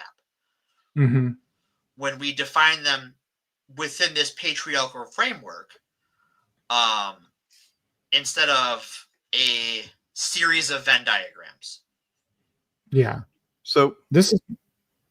Go ahead, Dane. No, go ahead. I was going to say, this has been my experience when I've talked to other men about this, like in group support group things. Picture in your mind a person you are aware of, a real person. Could be a celebrity, could be someone in your life, sure, could be a historical figure who, to your mind, effortlessly expresses natural masculinity. That they do it so effortlessly that it seems perfectly natural to them and they're not worried about it at all. Then go ask that person, and I guarantee you they feel inadequate. Right. And they have a person in their mind who they think is better than them. And then that person has the same thing going on. It's like masculineception. Sure. And inevitably, so I just decided to stop. You can never stop caring about it. It's everywhere in your culture, right? It's impossible to avoid. But I eventually just decided being a real man, whatever that means, is just not going to be a priority for me. Right. Being a real, And I think there's a difference between trying to become a real man TM versus just being whatever your version of masculine is. Yeah. Right. I would also like to point out, I think it's worth pointing out that the concept of toxic masculinity does not come from feminism. No. It came from the mythopoetic men's movement in the 90s. Yep. which was, I think, trying to be feminist allies, but very quickly descended into like paleo LARPing, as Morgan explained it, and other kinds of things. And a lot of the manosphere stuff we're seeing right now grew out of that movement. And it's ironic that all of them are now like fear mongering about people who believe toxic masculinity is a thing and pinning that on feminists, because feminists had very little to do with that. We got it from you, Dad. McLeod, we did comment on that. We watched a bit of it, and like, I believe that he was a bit not that he was taken out of context. I think he was in a context that he wasn't aware. Some of what he was saying, anyway, he wasn't aware how that is seen by people on the internet. And then there was a part where he's literally just saying that you go to other countries and see how men act there, and he kind of implied like a violent, kind of a undertone of that, like a violent response or something. And I think that's just a fucking problematic view to have and to express. But in his defense, I will say this: you can read that as him, because he did say specifically that American masculinity is kind of its own thing. Yeah. And then he was giving an example of how he acts out American masculinity when he goes into other contexts, which isn't necessarily him saying it's better. It's just how he acts. Yeah. I think that's a valid read of what he said, but it isn't necessarily the only meaning of what he said. I think if he was speaking against Andrew Tate and that type of thing, he should have been specific about it, in my opinion. I mean, like, maybe he's not supposed to because Disney doesn't want him to or something like that, because that might affect the bottom line. I don't know, but yeah. I just think he wasn't. I mean, he's just like an actor, Yeah, I think he's just. I don't think he thinks very deeply about these things. We shouldn't expect celebrities to have like college education level takes on gender theory. Or I don't think it's about college level. I think it's about like the engagement on the internet with these communities and these conversations, this discourse about things. Like most people tend to only see the it's the iceberg effect, right? He sees that there are people talking about what masculinity is, and they're arguing about, masculinity changing or whatever, he sees that, but he doesn't know the depth of the conversation and how fucking much, the whole concept is being grifted on and used for. Maybe he's just not on social media. That's probably for his benefit, right? Like, honestly, if he's not on social media, if he's not aware of all this, Mr. Mackey, keep it up. Stay away from it. It's not good for you. Yeah. So I don't want to be here. Finish off this thing here. So there was the concern limited at first, spreads from person to person, amplified by cultural forces until rational concern becomes irrational fear. And I think we're definitely at that point now. We've been at it for a while. And now we're just seeing so like your irrational fear gains you the power to do anything in response to your fears. What are you going to do? And there's some kind of terrifying potential answers to that question too. Let's see. So people have come to believe that something terrible is happening. In this case, it's that their masculinity is being taken away or murdered or something, just kicked in the dick. I'm not sure. Something they cannot see, something they can't control. It's come for others already, and it will come for them. Whether or not the threat is real, the response certainly is. And it's often excessive. Definitely applies here. Yeah. Yeah, for sure.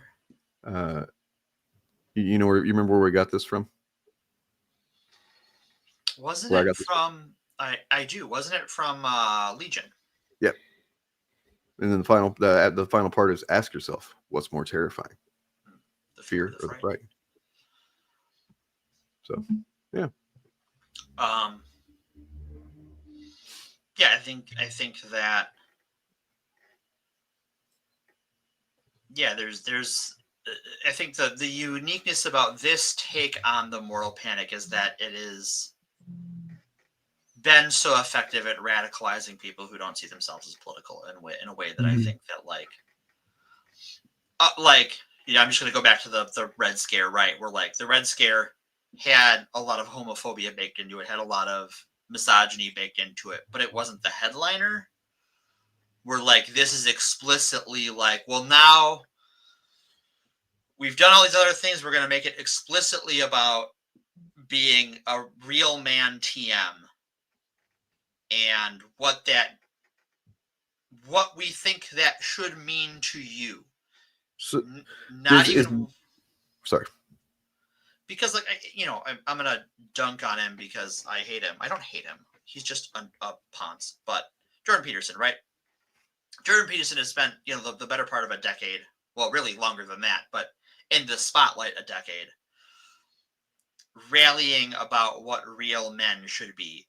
But he is a guy who does not seem to have any of the like traditional real men skills. It doesn't sound like he hunts or fishes or has served or has, isn't a gym bro.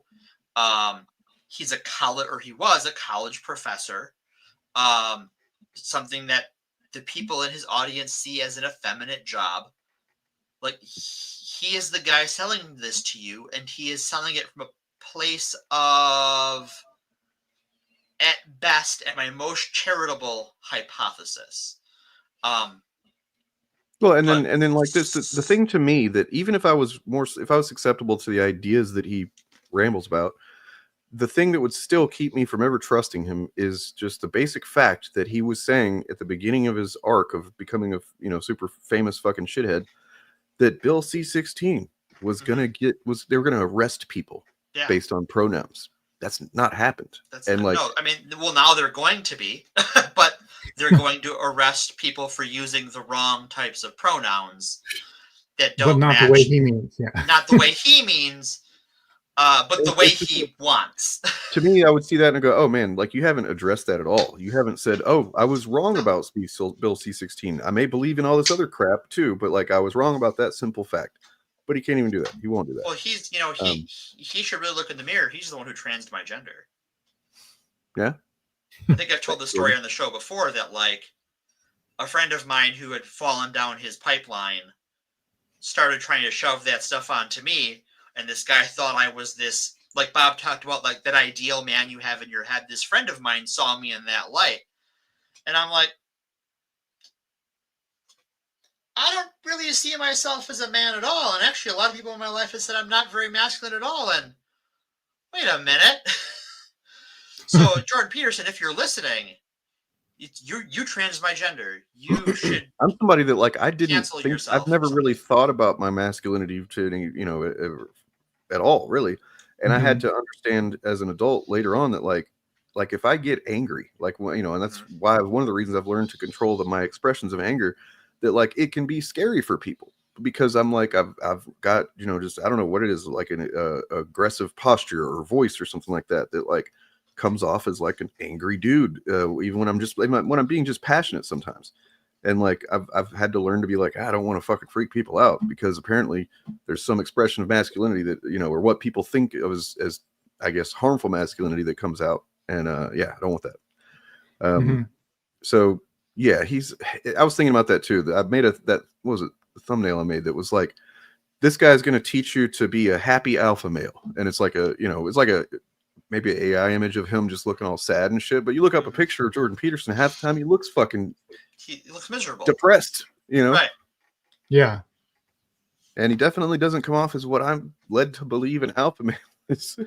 Like when I've engaged with these people and like the skills they see as masculine, I certainly possess a lot of those, and I even enjoy a lot of them. I enjoy fishing. I don't enjoy hunting. I've gone hunting. Hunting is fine. I know how to dress a kill for several species. Badass. For several species. One of them might be human. We're not going to say. Because when you're talking about hunting game, how you feel dressed an animal is different animal to animal. The technique is broadly the same, but you don't want to spoil the meat because we weren't trophy hunters in my family. We were hunting. And in some cases, you don't want anybody to smell the decay. You got to hide the body. And Bob, you want to read the list quick? The list? You know the one. No, I don't know the one, but the one we use when we have to send the field agents out. Oh, yes, the list. Okay, the Winter Soldier words. Yeah. Yes. Oh, no, I got. Dane, you weren't here, Dane. Yeah. Everything y'all were just saying reminded me that I think I posted an article a week or two ago showing that Christian nationalism, based on polling data, appeals primarily to men who self-admit to not feeling very masculine. Yeah. Yes. And because I'm like you, Dane, I never really worried about the concept at all. And I started thinking about it as an adult, like in my late 20s, because of having experiences like you had, where people were like I would come off as combative when I wasn't trying to be. It was just how I expressed myself. And people felt I was being too masculine or too aggressive. So I had to start interrogating what they meant by that. Yep. See, I had the opposite. People thought I was not a real man. I've made the joke before that. And they were right. Yeah, they didn't know that. But it was one of those things where, like, a lot of people thought I was a woman right up until I agreed with them. I was like, oh, well, wait a minute. No, you can't just say I was right. No, you're wrong. Well, no, you had it. You had it. What's wrong? But yeah, I think it's one of those, like, my grandfather used to work gun shows. He sold firearms parts, and I would help him at gun shows sometimes. And you could tell there was a type of customer that you would see around gun shows who wanted to seem tough, but didn't know their way around anything. Mm-hmm. And the first giveaway is they would, if someone had a display piece firearm out, and now there are specific rules at every gun show as to A, what sorts of firearms you can display, B, how they can be handled by customers, and C, how they are to be, like how much gun are they to be. And the first thing these guys would do, and it was always guys, and it was always the same type of guy, and they'd always do the same thing. They would grab the gun, and you think of the gun handle, whether it's a rifle grip or a pistol grip, and there's the trigger guard, and they would put their finger in the trigger. And anyone who has spent any time around firearms, whether it's hunting, police, military, you know that is the one thing you do not do. Yeah, I always say that to gun nuts in my life. And I'm about to say something that I have been saying for years, but a comedian has said this recently, so it's going to sound like I'm stealing his joke, but I don't care. But royalties. I will always say to them, okay, I'll grant you the idea that there's a right to bear arms in the Constitution, and that applies to individuals, but you have to admit that every gun owner knows another gun owner who should not have guns. Everyone knows that guy. Everyone knows that guy. You're at the range, you're obeying all the rules, and then Gary shows up, and everyone's like, "Oh fuck, get out of the way! Gary's here. We gotta leave." There was a guy we were at the range up north, across from his cabin, and this guy came over, and he was at the time he was I would describe him as a younger guy now, but at the time when I was in my 20s, he was probably a little older than I was, late 20s, early 30s. And him and his buddies were up there, and one of them had bought a Desert Eagle. And none of them, I think one of them had ear protection. None of them knew how to hold it. And the first guy to fire it went ass over tea kettle, and an ambulance had to be called.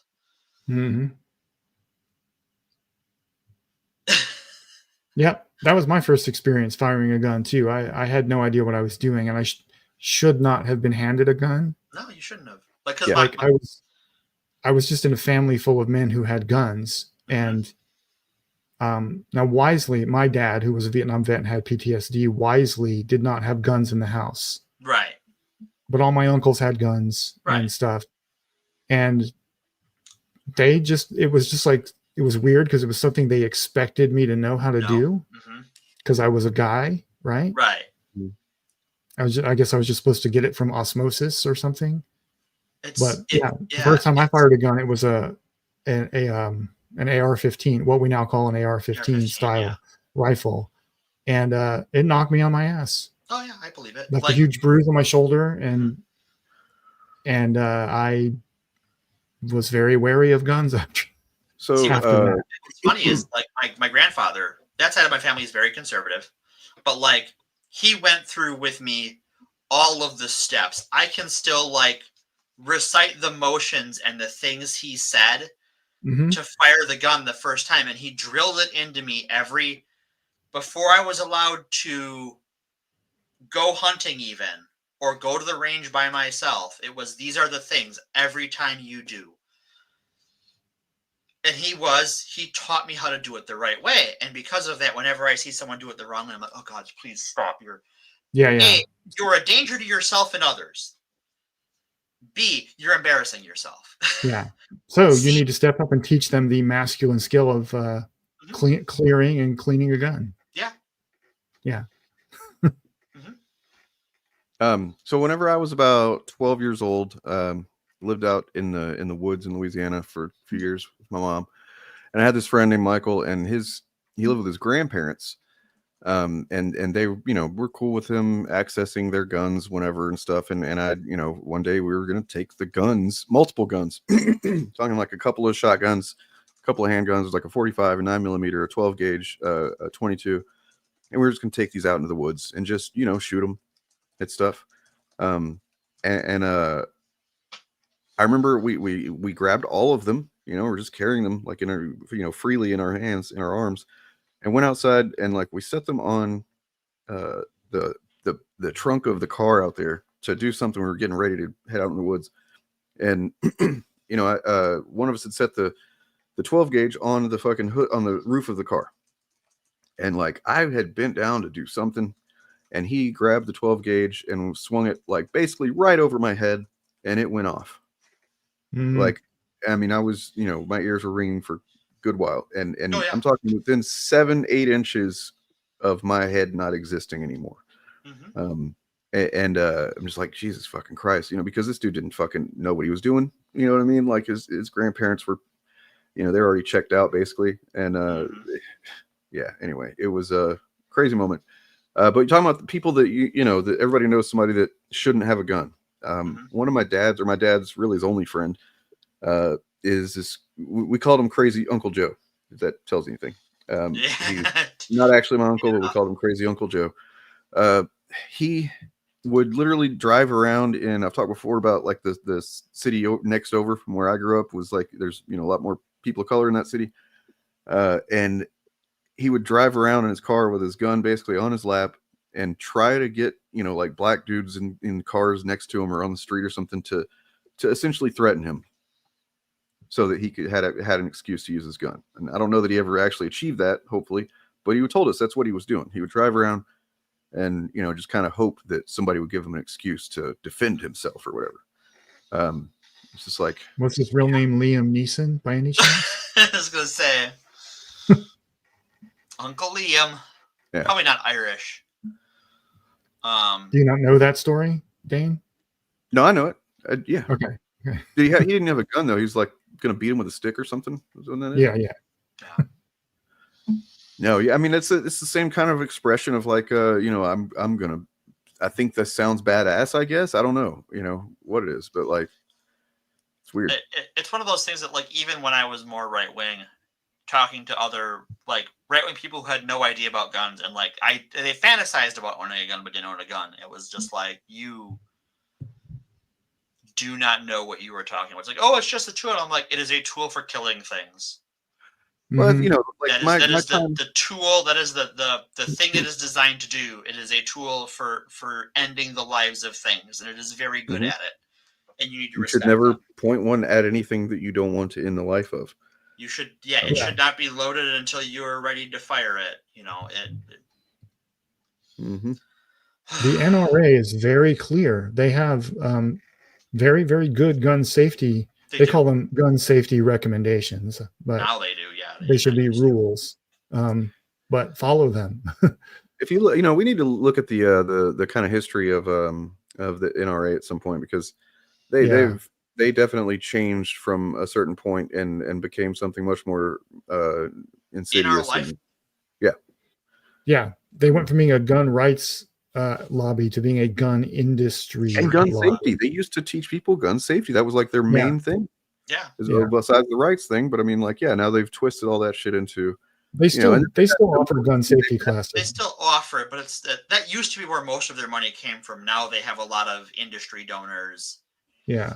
Now, well, I mean, yeah, they got caught for doing, having some kind of Russian influence a couple years ago, right? Like, I don't remember exactly what it was, but there was some kind of Russian shit going on with them. this is the first election cycle where they weren't a big player in the Republican Party, and it might have been to their benefit. To the Republican Party's benefit, I should specify. Mm-hmm. But gun confiscation, moral panics would make a great episode all of its own. Yeah, because it's never happened in America. Yeah, but it's always, apparently everyone thinks it's always about to happen. Well, when there's, as soon as a Democrat is anywhere, but then when we talk about that, like, you have to talk about the other side of it, which is that, like, at the same time, Democrats are going to confiscate your guns, except that if you live in quote unquote this city, they are giving guns to all of the people that shouldn't have guns, that have certain skin colors. Mm-hmm. But yes, definitely something we need to talk about when we have that's a good idea. And definitely both aspects of it, like you said, the how there's literally children being murdered in schools on a regular basis, and still nobody will do anything about it. And it is the NRA rhetoric, inspired rhetoric, and the right wing, their moral panic over just like any expression of like, hey, maybe we shouldn't make it so easy to get all guns. And they go, they're going to take all our guns. It's like, whoa. Yeah, it's so funny how people are indoctrinated into that too. Because I know people who are like, some of the most pro, like, safe firearm handling that you could ever imagine. But as soon as it's like, well, we should require knowing that to buy a gun, they lose it. Mm-hmm. It's like, well, I mean, this is a really good point. Think about this. Like, who's going to go and do that for one thing? But so, like, they're afraid that people are going to take the guns that they own to fight the government for whenever they become tyrannical. So, like, it's feedback. It doesn't make any sense. Why are you so afraid of them taking your guns if you own these guns specifically for the purpose of, if nothing else, fighting a tyrannical government? Are they not going to work? So you're afraid they're going to take them? Why do you own the guns then? You know what I mean? It's fucking nonsense. Well, what's going to happen now is they're going to go, that house of quote unquote illegals, or whatever the new derogatory slur will be for them shortly. They're in that house, and that house has guns in it, so we're going to drone strike it. With a military surplus drone, we sold a suburban police department or sheriff's department. So you're going to pay, $2 million to drone strike that house where, like, an immigrant family was living. Well, that actually brings us to that's a good bridge to this, which is 21st century authoritarianism, and how we really have only just begun to see what that looks like.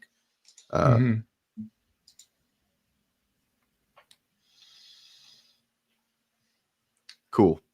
This is cool, right? Stuff like this. Yeah. Once again, a bullet headliner, what we call AI in the media or in marketing terms is not really AI. It is just algorithmic machine learning, only slightly more advanced. Actually, technically speaking, less advanced than how a Google search was 5 years ago.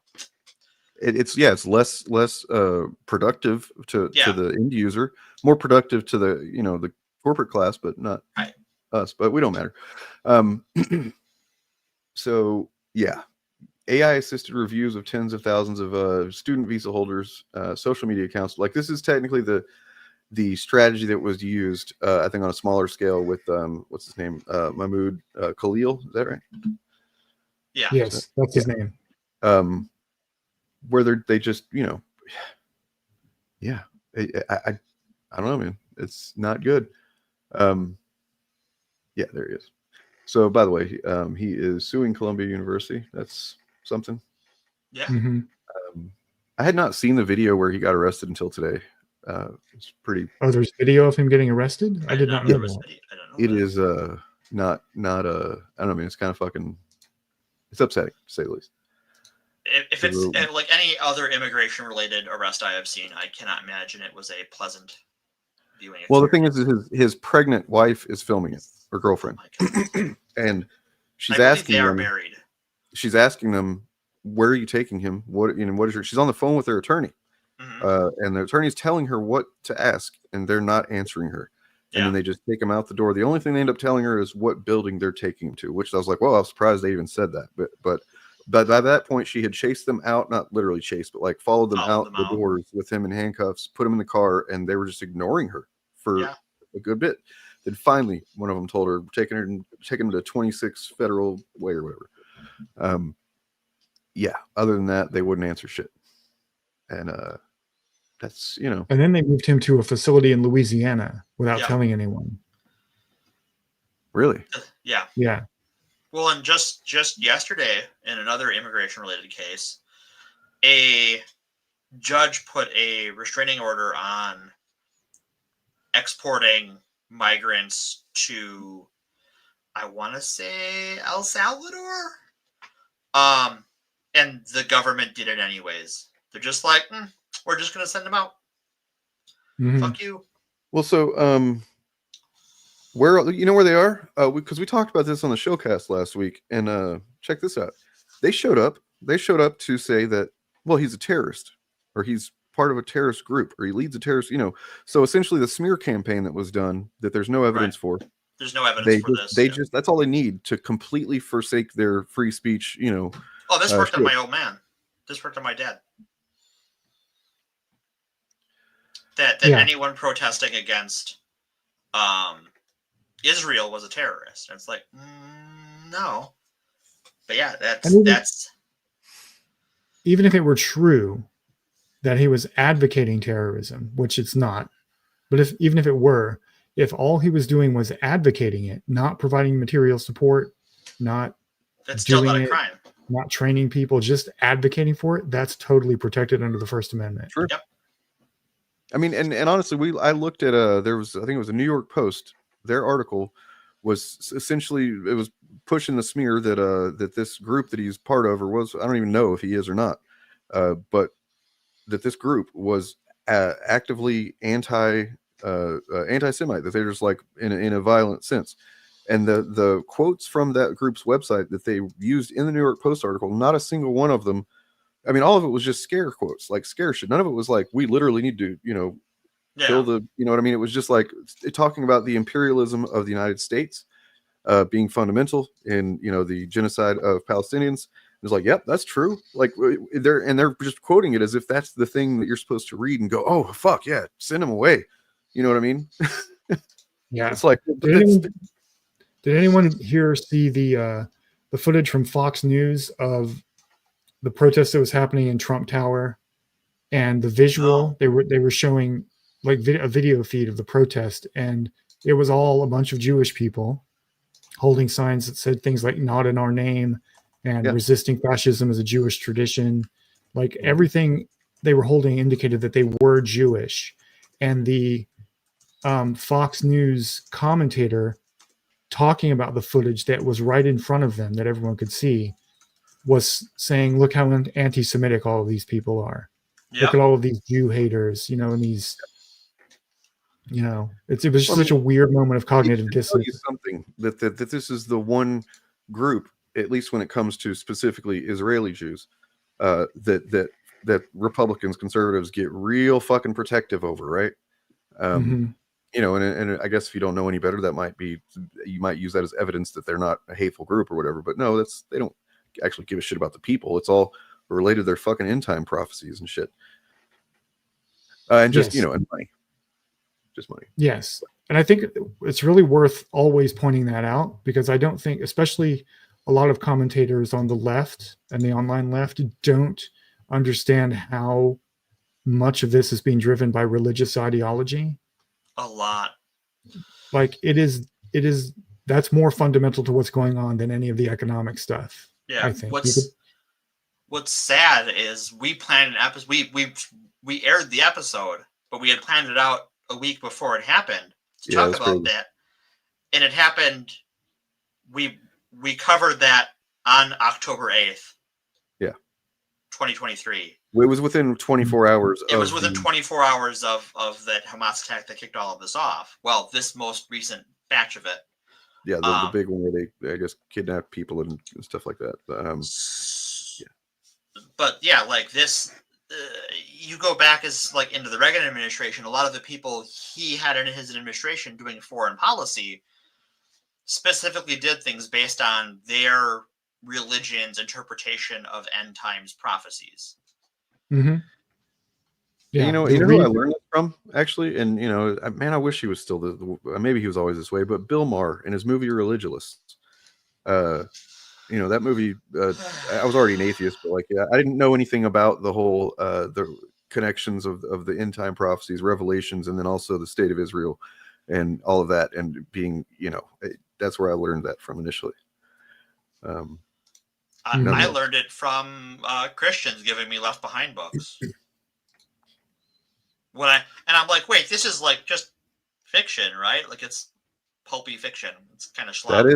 That is a good point. I guess I didn't know that specifically. Wow. So yeah, these that tracks. That's definitely a big part of it. They're the money side of it, but they are. Yarvin is not the ideological engine of what's happening right now. As much as he likes to act like he is, right. The ideological engine of the Trump movement and MAGA is Christian nationalism. Yeah. That goes back decades, long before Yarvin or any of these other guys were around. Before some of them were even born. Yeah, the rapture's it's not in the fucking Bible the way that they talk about it. Neither is the Antichrist. The rapture was made up by a guy named John Nelson Darby in the 1840s. Mm-hmm. And most of the content of the rapture idea comes from the Left Behind books. Mm-hmm. So I think we might have touched on that whenever we did our episode on Doomsday's Gone By. Yeah. Which is still my favorite episode title, by the way. It was a great episode title. So there's that. And then there's also another article I wanted to look at briefly because yikes. 200 plus sites that an ICE surveillance contractor is monitoring on social media, or off social media, I imagine. Look, guys, don't fucking say things on social media that about, doing political action that you don't want to defend in court. And if you're in court defending this action or these words about certain actions, then you are going to lose, as you can see by, if you even get lucky enough to get court. Because they're taking this shit really seriously. And so, yeah, there's this. It is the opinion of the current Attorney General of the United States of America that if they call you a terrorist, they don't have to give you a trial. And then the Patriot Act supports that. So, hey, that's cool. We've had that on the books for quite a while now. So now we're really going to see it aimed at American citizens to a degree that we haven't before. So a contractor for immigration and customs enforcement and many other U.S. government agencies has developed a tool that lets analysts more easily pull a target individual's publicly available data from a wide array of sites, social networks, apps, and services across the web at once, including Blue Sky, OnlyFans, various meta platforms. So, I mean, even though Blue Sky is the new, lefty one or whatever, that's not a safe place to talk about political action. To talk about political action is one thing. To talk about political violence is another. Right. Well, I mean, even I'm just saying, you shouldn't even, honestly, even organizing in a way that, because they could use that against an organizing group, even if you're not doing anything violent. You know what I mean? I would keep it, in whatever apps and services allow you to do that encrypted. That's what I was going to say. That what counts as violence is up to the Attorney General, not to us. That is unfortunate. So they're going to get real loose with terrorists. There goes my optimism. And and anti-Semitism and all this stuff. Getting real loose. Not even on OnlyFans, guys. Don't go talking to your favorite model on OnlyFans and just feel like you can. I'm going to go and stick my boot up these fashion. Nope, none of that. All right. Yeah, this is good advice, actually. I agree. Just fucking... Literally just delete all your social media. I don't know. Yeah, that might be healthier. I'm going to delete the YouTube channel right now. Bye, guys. I wish we all could. Just cuts and the channel's gone. It's weird how much the internet used to not be social media at all, and now it's all social media. You can't escape it. Yeah. I mean, but you notice that they have way more power and control over it now too. Isn't that interesting? Yeah. They streamlined it. They made it, gave us like a handful of outlets to do anything on. Made sure everybody was herded there, and now they can just shut us down and then find evidence of our terrorism and stuff with Shadow Dragon, which is, it's a cool name, but fuck them. They're not allowed to have cool names. Take it away. There's got to be something fucking dumb. Two edgelord, actually, it's a little bit over the line. It's a little Naruto, guys. Like, and not get me started on how all these South African billionaires are naming their security companies after Lord of the Rings stuff. Yeah. Oh yeah, like Palantir. Like Palantir and Andoril. I think there's a couple of other ones. Just like Palantir, right? Like you named it Palantir. You know that's a bad thing, right? You know those were like a problem, right? Mm-hmm. Did you read Lord of the like Peter Thiel? Come on, sit down. Let's have a chat. Did you read Lord of the Rings and think Sauron was the good guy?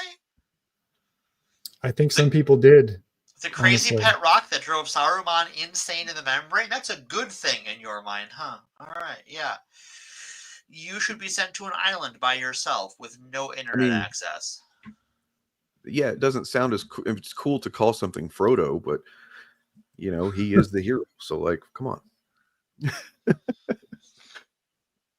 No, if you want it, if I was gonna name my everything app after a Lord of the Rings reference, it would be the Eagles because they solve everything. True. The Eagles are coming. Fly, you fools. I mean, Gandalf told them. Look, it might happen. We literally on the Shillcast were fighting off fucking Nazi apologists in chat last week who were like, Captain America punching Nazis? That doesn't seem like Captain America. Yeah, the thinking critical audience. I will say it was nice. I didn't watch his whole video because I enjoy my free time, but I read the comments just out of a morbid sense of curiosity, and I was impressed how most of the comments were like, "The fuck this guy on about?" It's like that's Captain America, bro. He punches Nazis. What do you want? Yeah, I mean, well, it was appealing to this idea that two things were what he was not doing a good job of making this case either. One that the writer Denise Camp is writing about something that he's seeing in the world today that isn't really there. Sure. Which we know is not true. I mean, no, there's not. It's but we've seen fucking what is it? America First doing with masks on and their stupid blue and khakis doing little drills and shit like that in Washington D.C. We've seen the video of that shit. So yes, there are actual Nazi groups, white nationalist groups that are organizing and doing some shit. Just the militia movement has been around for decades, and that's even in the comic that they were inspired by the Punisher and built their compound out in the middle of nowhere. They were very clearly, that whole story was influenced by the militia movement, which there's been stories about how the militia movement are home to Nazis for literal decades at this point. It's nothing new.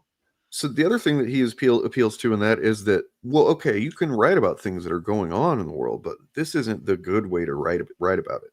Essentially, which not giving any. He's not quantifying that in any way. Like, what's the difference? Why is there a good one and a bad one? Can you explain what that is? No, of course not. Because Captain America should be punching insert minority here, not red-blooded Klansmen. Remember whenever... no, that wasn't Thinking Critical. That was the other guy that we perched, that we made the videos in response to his less intense, kind of casual bigotry. But... I think Perch is just wrong on some things, but I don't think he's in the same way Thinking Critical is, where I think Thinking Critical is a active bigot.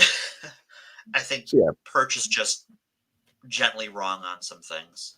About the Shadow Dragon thing, it's specifically targeting, and as far as the article about who they're targeting, they're definitely going after, trying to go after immigrants and people that are even here legally from another country, permanently and legally. they're going after them first. Yeah. But that just means that we need to take that as they're going to eventually aim it at other people. So yeah, for any people who were like, oh no, but they're going to go after the bad ones first. Let me tell you how this works. That's hard.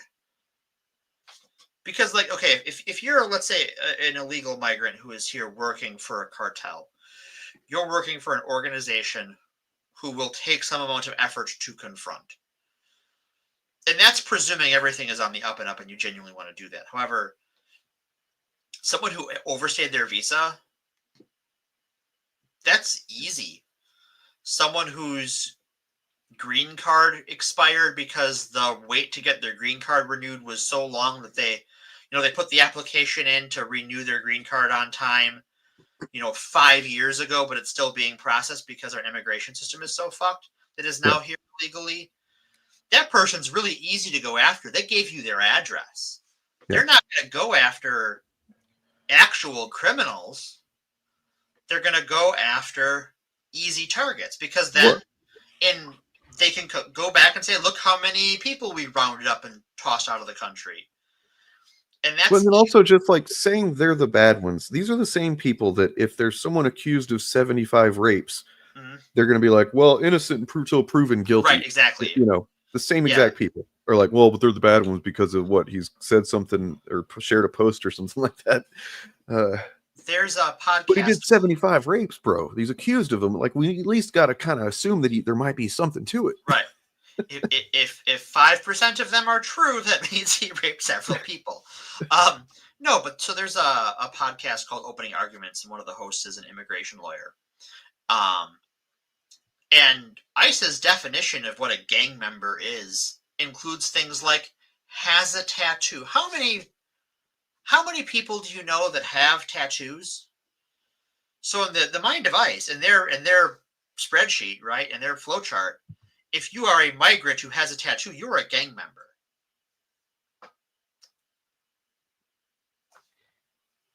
Okay. Does anybody remember the incident or the I don't know if it's ongoing. I'm not sure. There's actually a documentary on Amazon. I haven't watched it, but about the Insane Clown Posse fans, the Juggalos. I have that they were declared. They were declared. I think was it a terrorist gang or something like that? Oh my God, really? Ago? Yeah, hilarious. Like by the FBI, and it was a big ordeal. Like I think the rights attorneys got involved and shit. Like it was this whole crazy. It was like you had a bunch of people that essentially were like, look, Insane Clown Posse sucks, and their fans are fucking crazy and bizarre weirdos, but they're not that. You know what I mean? Like, yeah, I don't know. I'll have to look into it. Maybe we'll do an episode on something like that, and maybe I'll find other examples of weird things that were declared. Whatever. But I'll look into it. I'm getting tired. That's fair. Me too. Before we get going, we should talk some Daredevil. Talk about what? Daredevil. Let me guess. That's the guy that he rides a motorcycle and he like has made a deal with Satan so that he's like works for the devil to get to like, I don't know, bring vengeance to people. Nick Cage. Oh, my bad. Yeah.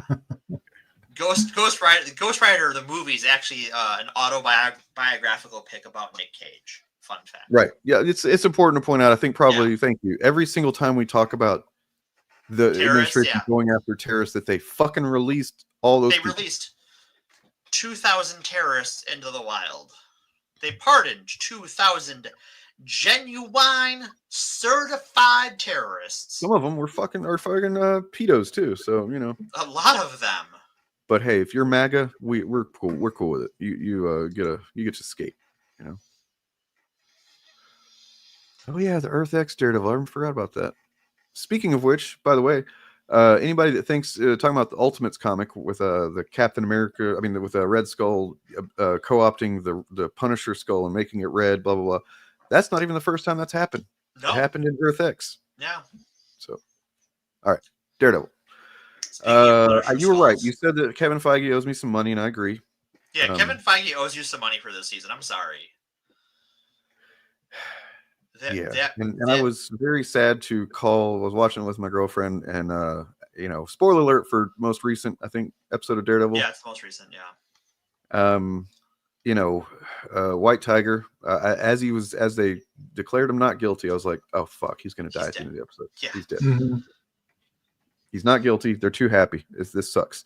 And then having that fucking was it a frog that he described early in the episode? Yeah. Did you hear that? The cookie frog. Credits? Yeah. Yes. Yeah. The credits. I'm like, oh Over fuck. the credits, yeah. That hurt. And that was, they knew what they rough. were doing. Yeah. But no, it was well done. It was very well done. It was very well done. Like I know some people have said that like they don't think the show will pay this off in any meaningful way, and I don't know whether or not that's true or not yet because we're 3 episodes in. But even if this is all of the like ACAB story arc of this show, I think it is in these 2 episodes the bravest thing Marvel has done in the MCU, hands down. Mm-hmm. As far as like having something to say. Well, I don't know how they couldn't, like, I mean, it seems obvious they're just getting started, like with Fisk being literally calling on the Punisher cops to do, I mean, that's what's presumed anyway, that he, called on them to do this, and it was done.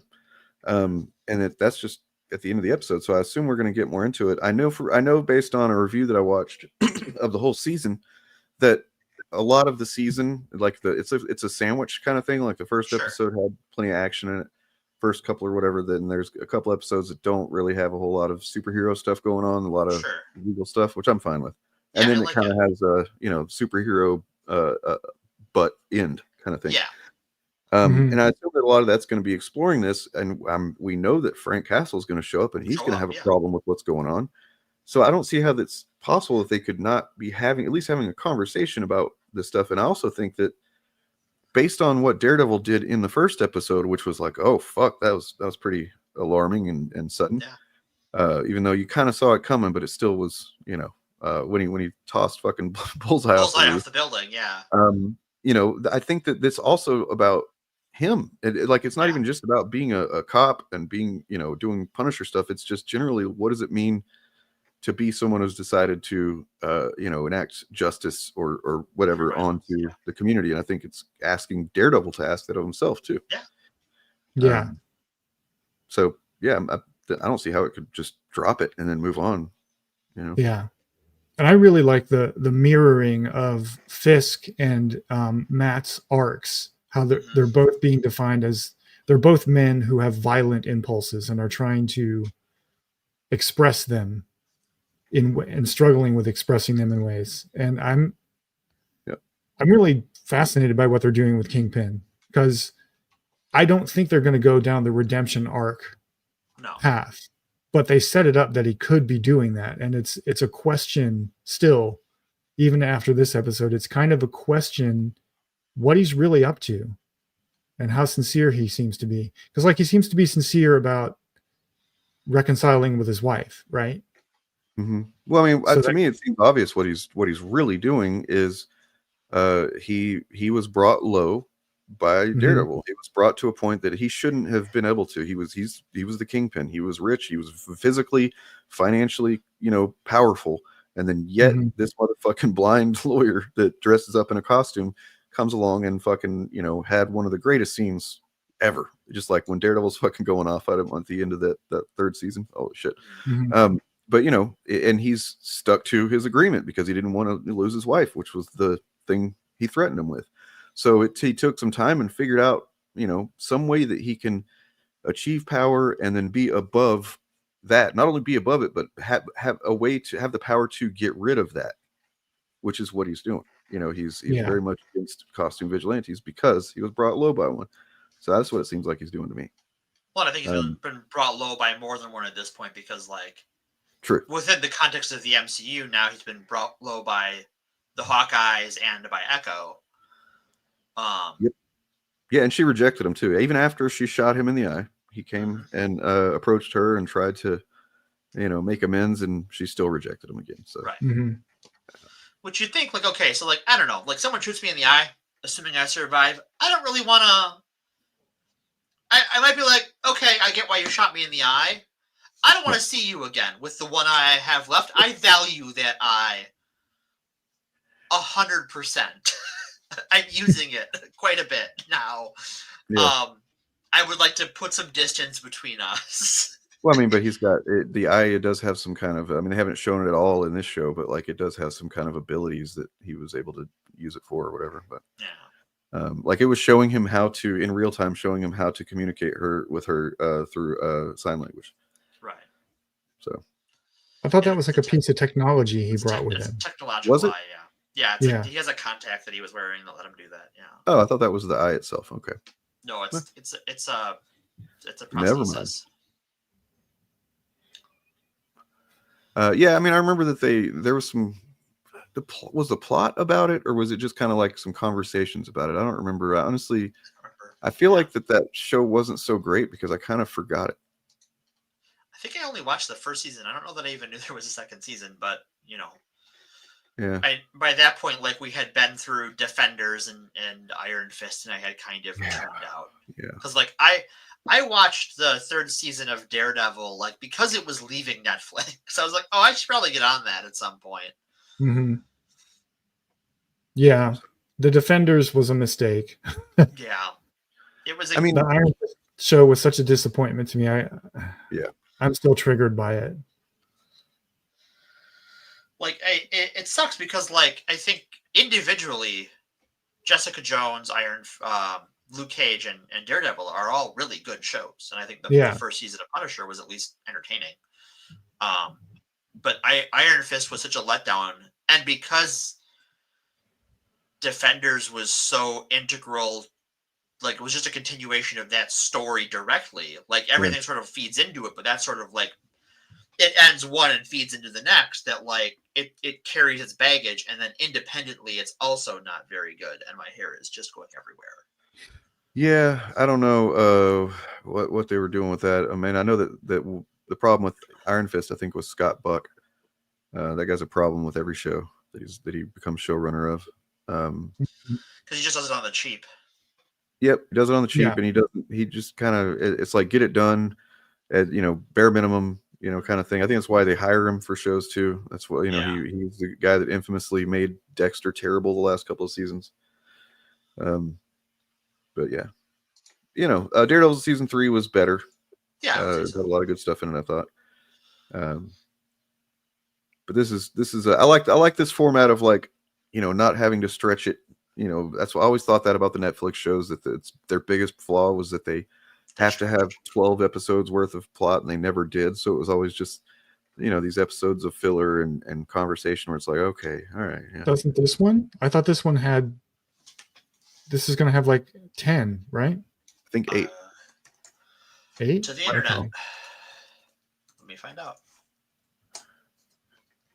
Because I know that they shut down the production and basically rebooted. What they had a bunch of footage. Well, what they did was that beginning, that middle part. So the middle part is what's really changed. From what I understand, the stuff that they kind of booted out and redid is whatever was originally taking place in the middle of the show. Apparently, filming for season 2 has already started. Nice. Yeah, it's going to be 9 episodes. Okay, 9. Yeah. I also think that like part of the failure of the Netflix model is that like binging kind of sucks. Yeah, we can all agree. It doesn't help with like it doesn't leave a much resonance the way that watching stuff but more spread out does. You don't get time to process just an episode at a time. Yeah. And I think that's sort of like you really feel when it drags. Jessica Jones season 2 is like, I love season 1 to death, but like trying to binge season 2 is like, I need to watch this weekly because this show is just so dense and unpleasant emotionally that like, it's just torture. Yep. Yeah. And that's something I think Disney, that's part of Disney's success. Yeah. One of the reasons why I think they're one of only 2 profitable streaming services is that they understand that releasing things weekly drives water cooler conversation and social media conversation, because each episode will be in the conversation every single week. And if you release the entire season all at once, people are going to watch it in like a weekend or something and then never talk about it again. Yeah, it's also from just a like beyond even the social media engagement and the water cooler conversation, like from the scumbag capitalist standpoint, like if I want to watch all of Daredevil Born Again, I have to be subscribed to Disney Plus for 3 months. Right. Mm-hmm. If I wanted to watch Daredevil season 1 when it came out on Netflix, I had to subscribe to Netflix for 1 month or a free trial. Borrow a friend. Yeah, free trial or borrow a free friend. trial. Yeah, I can make an email address and watch it all for free. And also, I remember I refused to pay for Netflix. I still technically don't because it's on my girlfriend's account. But like, I refused to pay for Netflix for a long time because of the fact that right after the season 3 of Daredevil was when they canceled it. And one of the reasons I found that they said was because it basically wasn't being discussed enough on social media. Right. Not because it wasn't being watched, not because people didn't like it, but because it wasn't being talked about, meaning it wasn't trending enough. And it's like, well, yeah, man, you're on the 3rd season. At that point, people aren't as excited to talk about it on, the internet, but people were watching it and people were praising it. And yet you are still putting this shit out, dumping it all out at one time, and then being like, I don't know why nobody's talking about it. Well, because, fuck Netflix, man. Mm-hmm. Netflix is the other profitable streaming service, by the way. Yeah. Are they profitable now? Yeah, they always have been. Them and Disney, I think, are the only two that make money. They were working at a loss for a long time. So I think of another one. For a while, they were there. So early on, their streaming was working at a loss, but they, as a company, were still profitable because of the DVD rental business. Okay. And then they were operating. Eventually, that became the thing that was operating at a loss, and they scaled that back, and they've ended it since then. Oh. But I think, to my knowledge, they've for a long time, for the last 15 years, have been operating mostly at a profit. I know, right? Like fucking 22, 25 episodes. That So yeah, on the conversation of like how long a season should be. I miss it. One of my shows that I rewatch regularly is Babylon 5. Oh, sure. Which is one of the shows that pioneered the type of storytelling, TV storytelling that's now like the default, which is serialized. And 22 episodes, if it's done well, which of course it won't always be, but if it's done well, is a really good way to get character development and character-driven narratives integrated into a serialized story. And I find I connect to characters in that format a lot better than in 8 to 10 episodes. I agree with you. I mean, there's something lost with only a dozen even episodes where something like, speaking of Lost, the show Lost had plenty of episodes to, you spend time with everybody, and everybody got their own episode too, but even still you get to see everybody every episode. I think one of the things that is lost in not having the 22 episode season is that it never takes the time to breathe. And I think this is my criticism of like the more recent Star Trek shows, is that you never just have an episode where like it might even advance the plot, but where it's just like things take a second to focus on a B plot, like the B plot, what would be a B plot in like a modern Star Trek they don't show. have them anymore. They don't even have B plots anymore. It's like there may be a secondary plot, but it's usually one that's just as integral to the overall story, whereas like a traditional B plot isn't. And it'd be like Data's learning how to love a cat or whatever the fuck. And it's like, exactly what I was thinking of, the episode Data's Day in Star Trek: The Next Generation, and other shows that would have like slice of life episodes about one of the characters. Yeah. I mean, in that way, I kind of am thankful for the Netflix shows of like Daredevil having as many, even though it wasn't 20, it was still 12 or so felt like too much as far as the plot. They padded out the plot stuff, but like the fact that you got to spend so much time with Matt is one of the only reasons this show's working. And when you think about it, because it's not like we get to spend a whole lot of time with Matt now, but we have that familiarity from before. So, Well, and I think what it is that you also had an ensemble cast where these superhero shows really don't like. Yeah. Especially with Born Again, where like you have two central characters and then they're sort of periphery.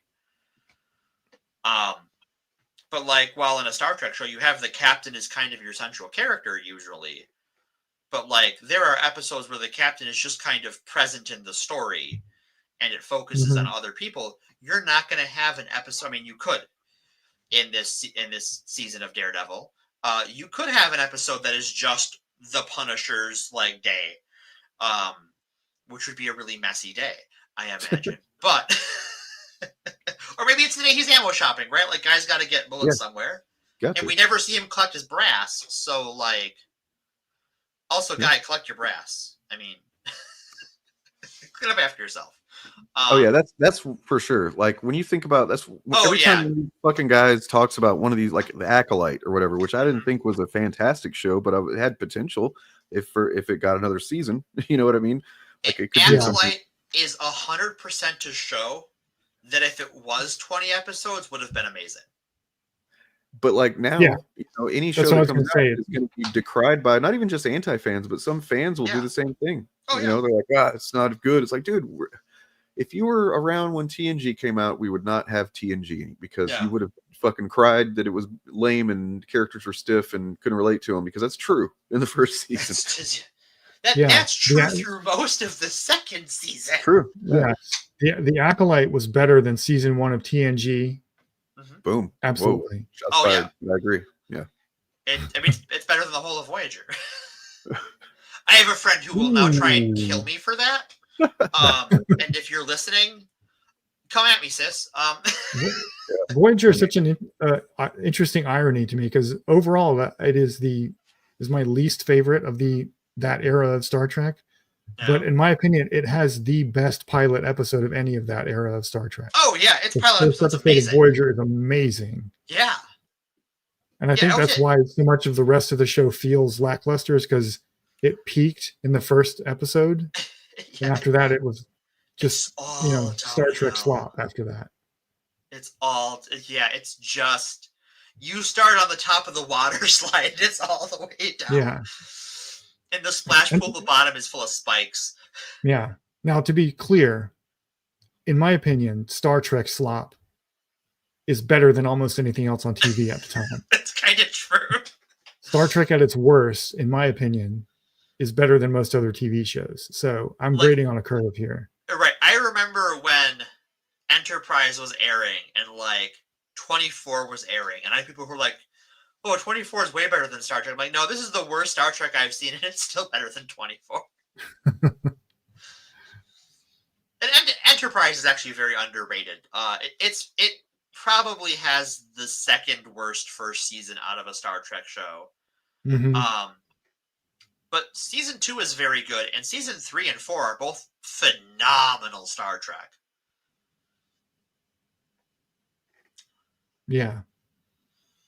I got to go back and rewatch Enterprise. I forgot most of what happened on that show. So season 3 of Enterprise is what if Voyager couldn't fix itself in between each episode. Huh. So a thing happens at the end of season 2, and then season 3 is now Earth has to go deal with this problem, and it's way the fuck over there.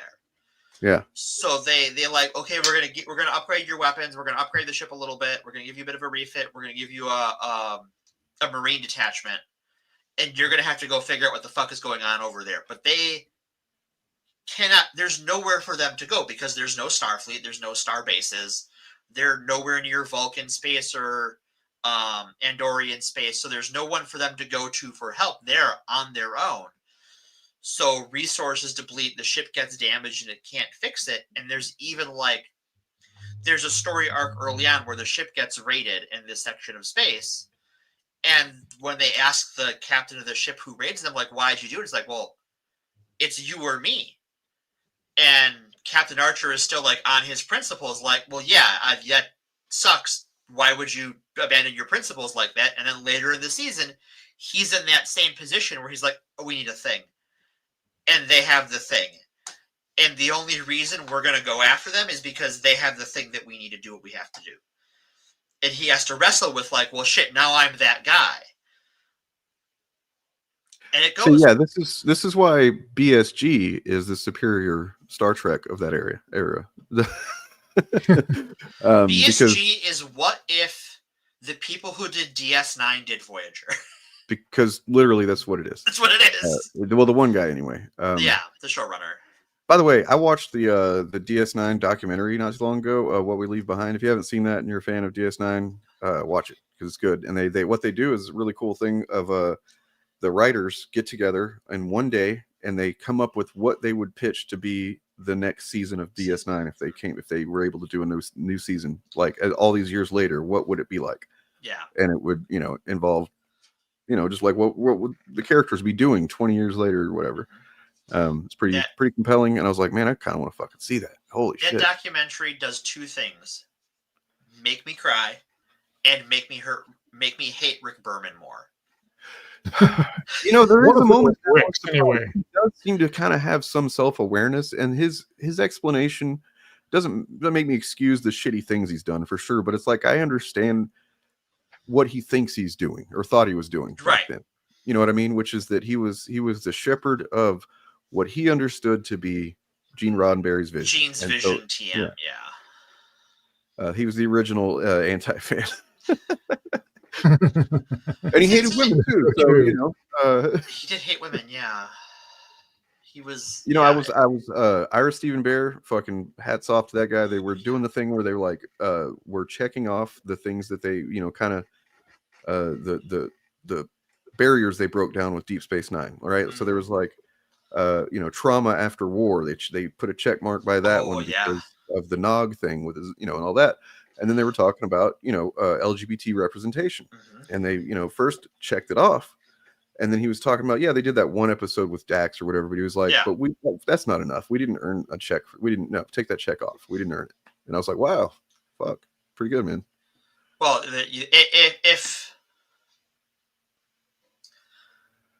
if they wanted to earn it, right, I think there's two things they could have done. They could have done that on top of actually confirming that Garrick and Bashir was a thing. Yes, and they all said that too. Like, absolutely, that would be the thing. or two, make, instead of having Ezri Dax be into Bashir, have her be into a woman. Yeah, I mean, she had the haircut. So yeah. Although I still see DS9 memes on social media of the Klingons meeting Dax and dead naming her, and then she says, "Oh, it's Jadzia now," and then they all just go, "My old friend Jadzia." Yep.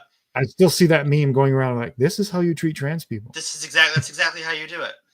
Yeah. It's so easy a Klingon can do it. Mm-hmm. Yeah. Even Klingons, the shittiest people in the galaxy. Yeah. Wait, so I kind of those who dead name do not have a place in Stovo Core. For that reason, I kind of dug how Discovery kind of leaned into the transcoding of the Trill. Yeah. Mm-hmm.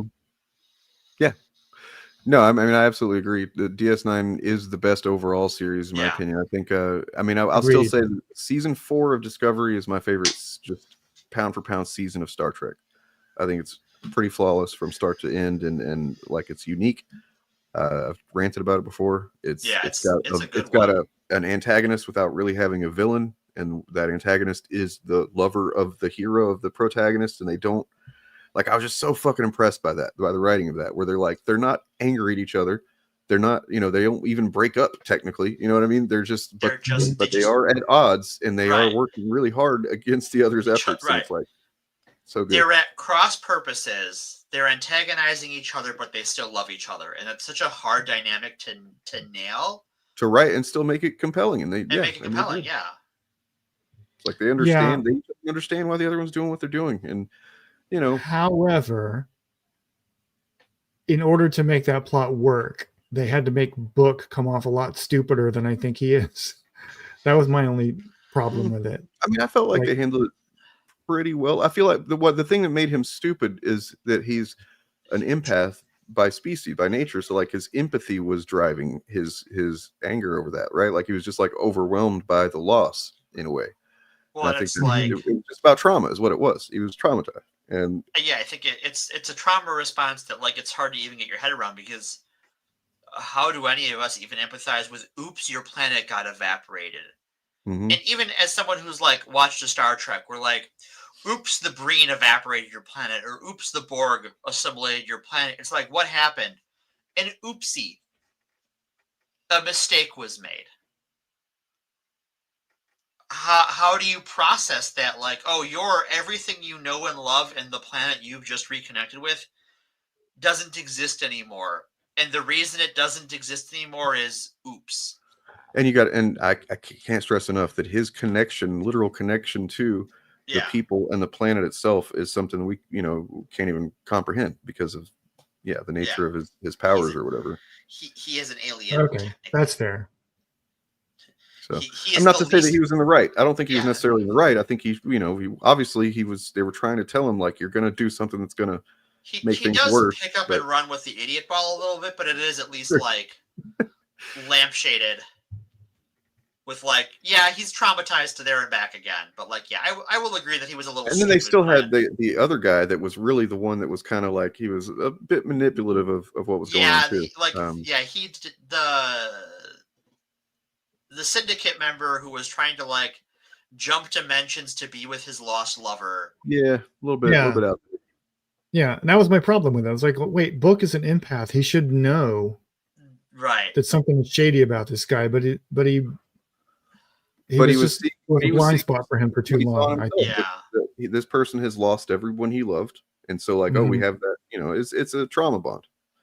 I think that like that Book went along with his bullshit, went on an episode too long. I'm just like, I'm waiting for Book to wake the fuck up a little longer than I would have liked. So I definitely see where Bob is coming from. Well, so it was about like really it was that was actually the season that was more about, I guess it was trauma and communication, right? Because the aliens that they ended up meeting was all about communicating in a way where you have to use empathy in order to understand how to communicate with them, right? Right, math and empathy. I need to rewatch that season. That's what I need to do. Anyway, the final season was pretty good. It got a little bit like Abrams-y with the, chasing villains around and stuff like that. But it was definitely like kind of rushed. It was like, well, Paramount is trying to buy out this other company, so we have to make the books look good. We're going to do this quickly. We're going to write a bunch of characters. Episode, the whole jump to the future and the finality of it all, that was all done pretty well. Showing them old. I cried a lot in the final episode. I made the mistake of watching it on my lunch break, and I'm just like, gods, I hope no one walks into my office. I should have waited till I got home. I just at first I was like, man, this is kind of is this disappointing? What's and then I was asking myself, what would I expect from it? And it's like, well, Michael Burnham worked fucking hard to, over spanning centuries, you know what I mean, to become the best at what she was doing and to take care of her people, and she did that. And it's like, okay. Technically, she's the longest serving Starfleet captain in history. Is that right? Yeah. Yeah, I think so. I mean, there's a cheat code in there, but like if you put the start date and the end date down on her resume, it's a very large number. Star Trek's greatest villain is Paramount, and it's CBS and it's Paramount. That's the greatest Star Trek villain. It's not the Borg. Maybe. And I think the Borg are actually that's my Star Trek hot take is the Borg are not a compelling villain. Not anymore. It's one of the things that Voyager ruined was the Borg. Yeah. Like the Borg were in decline as compelling villains before that, but Voyager really leaned into it. They were good in First Contact, but that's really almost could have been any villain, because what was good about it was that they were threatening to erase everything. Right. Yeah. So it could have been whatever bad guy went back in time to stop First Contact could have been. Because I think like you you could almost redo First Contact without the Borg Queen, because the villain of that story is actually just Picard being Captain Ahab in a lot of ways. That like he makes a lot of decisions that aren't based on doing what's right, but on getting revenge. Yeah. And it's kind of silly, but hadn't they faced the Borg already? But if you want to tell that story, what wasn't there already? Like, so there's the Locutus thing, Best of Both Worlds. Didn't they also face the Borg after that? Before the movie? Yeah, there's Hugh, and there's the Data Lore. There's another Borg story in there, which was not memorable. I can't remember if he showed that kind of just fucking irrational. No, it is kind of out of no. Like he does in Hugh, he does. He is like, if the only Borg episodes you watch are Best of Both Worlds, or the Q episode where they show up, Best of Both Worlds, Hugh, and then First Contact, there is a story arc there. Okay. The Data Lore stuff is more about Data and Lore, and Picard is just kind of present. Let me ask you this: do you think in Picard season 3, which is your favorite season of Star Trek, I know, do you think that they didn't do the Borg reveal until what, the final episode? Like 3 episodes before it was the penultimate episode. Okay, so like I didn't think it was 3; it was like barely 2. And do you think that's why they did? Because it's just not that compelling, and they just wanted to have it as like a surprise. I literally think it's like, well, we have to do the Borg. And it became TNG season 8. And it became the younger generations are infected by the woke mind virus storyline. Yeah, literal woke mind virus. Come on, that's not what happened. The boomers had to save Starfleet from the woke mind virus, Dane. We all and saw then it. The Borg and Voyager were good in one episode, which was Scorpion Part 1. And that was interesting because there was a villain who was more powerful than the Borg that the Borg were actually terrified of. Well, and it wasn't even necessarily that they were a villain. It was just they were at cross purposes with the Borg and didn't particularly care about anything in the Delta Quadrant. No, they did tell Voyager that they would wipe them out too. Yeah. But they were certainly more like, it was just like, hey, you're coming into our turf, and like we have a thing going on right now, so please kindly fuck off. But we didn't know that in Part 1. That was revealed in Part 2. Yeah, right. That's true. That might be one of the reasons why the Borg becomes, as much as I do, some of the only stuff I really, really like about Voyager is some of the 7 of 9 stuff. Or, she's a great character. Yeah, but that's accidental. That was accidental because literally. But like she was literally brought onto the show to give the show more sex appeal. One of the reasons the Borg is so but after that is because they kind of just like explored them too much. You know what I mean? You learn about Unimatrix Zero and all that shit, and it's like, okay, now it's not a kind of like creepy mystery anymore the way that it originally was. Well, and I think to go back to like Voyager inherits an original sin. Its original sin comes from First Contact, and that's the Borg Queen. Except, but I love the fucking scenes of her fucking teasing Data and stuff. I love those scenes of that movie. Sure, and so how you do that is just so she can turn him on and shit. It's fucking. So the Borg Queen doesn't even need to be a Borg. Doesn't need to be a queen of the hive mind. If you want a Borg character that exists to fuck with Data, a representative in the way Locutus was. Yeah, that's the hive mind creating a drone to try and assimilate Data. Okay. It is that character of the Borg Queen is just drone 83, whose job is to assimilate this fucking android over here. Yeah. But they did that with Locutus in a way. Like he was a special standout drone. Right. Like he was a special guy. He had a purpose, right? Like but the queen is supposed to be the capital V queen, capital queen. Yeah.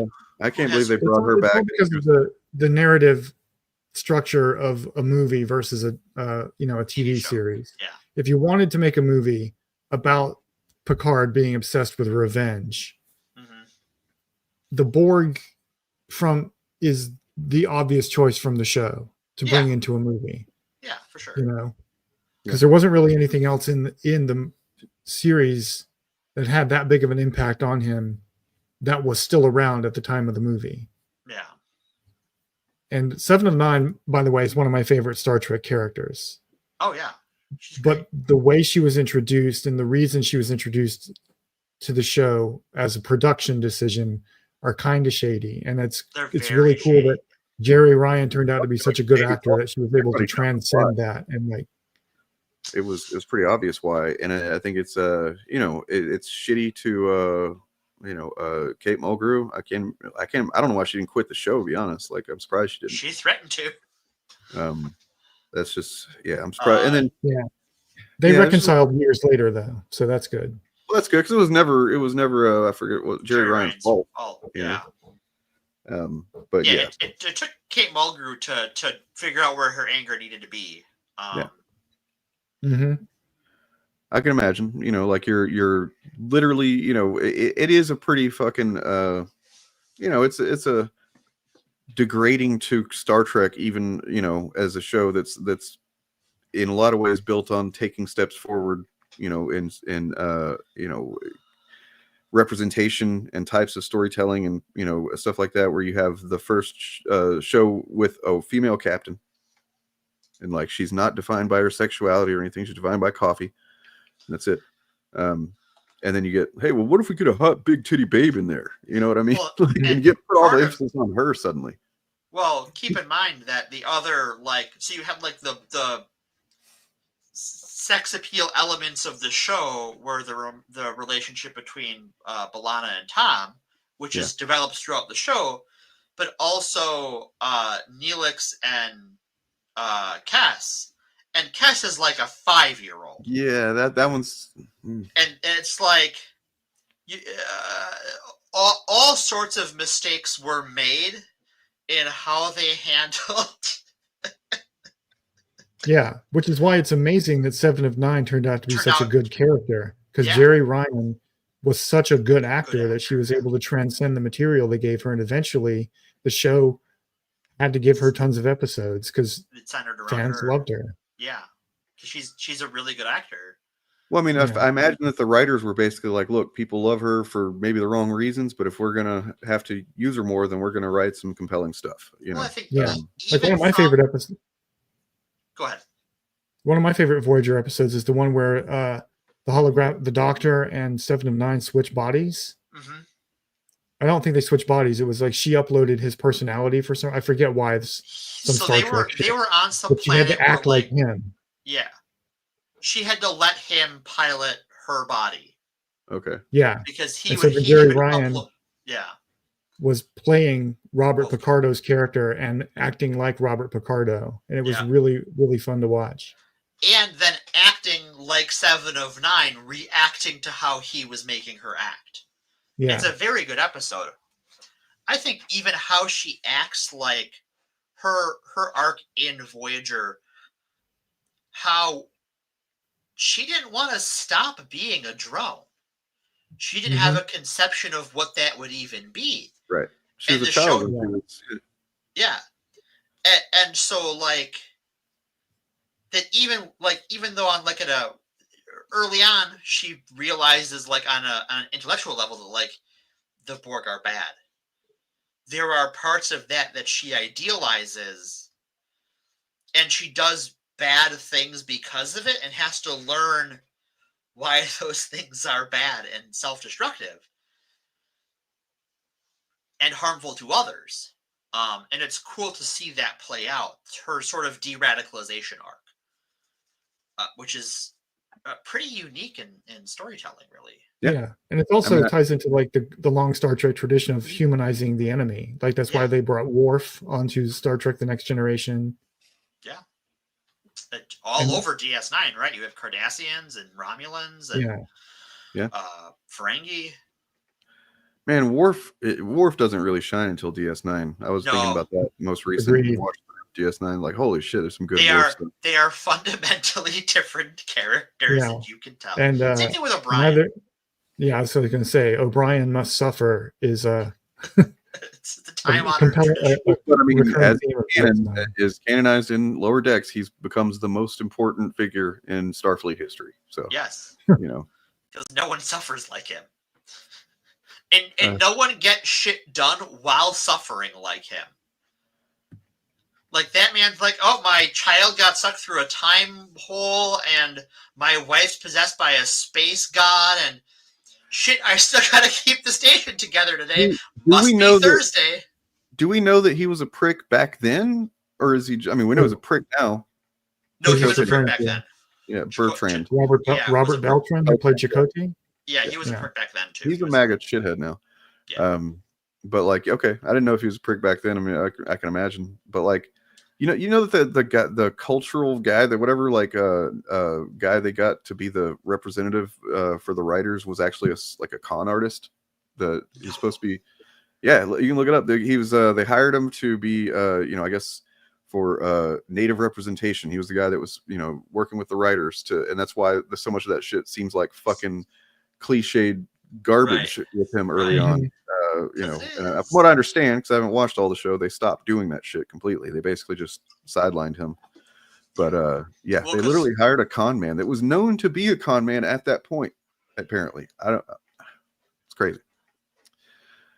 So yeah, the Native American representation in Star Trek, even in Next Generation, was not great. The few times they did it, because it treated all Native Americans as if they're part of the same culture, right? They're not. And they're not. He didn't like remembering lines, didn't like care for Star Trek at all. Jesus. Yeah, he sounds like a dickhead.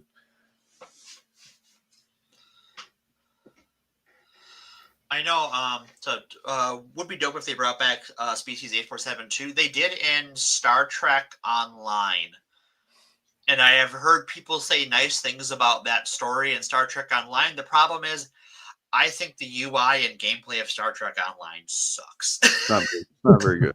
I tried to get into it. At one point I was like hearing a lot of good stuff about the narrative in the game, and I'm like, oh, I've heard the story is great. It's a shame about the game you have to play to get there.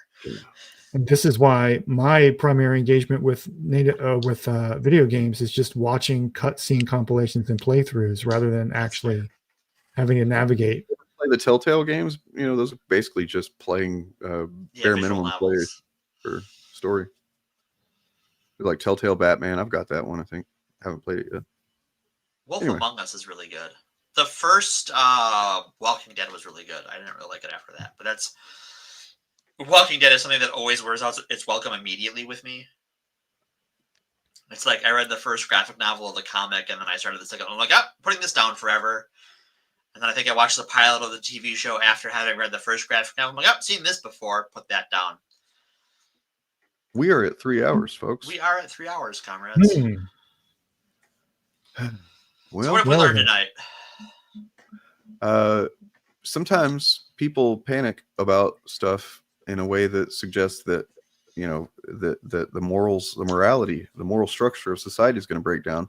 And there ought to be a term for that, like some kind of moral panic. And maybe we'll cover that. Men, what are they good for? Absolutely nothing. Say it again. See, that's what they tell them that it actually is. It is what they tell them.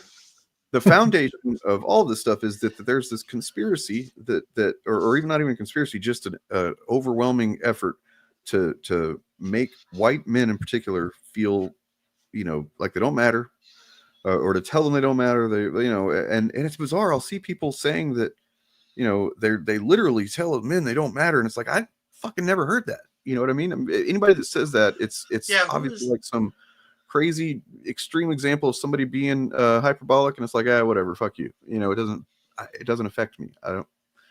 Stop being insecure, guys. That's what it boils down to.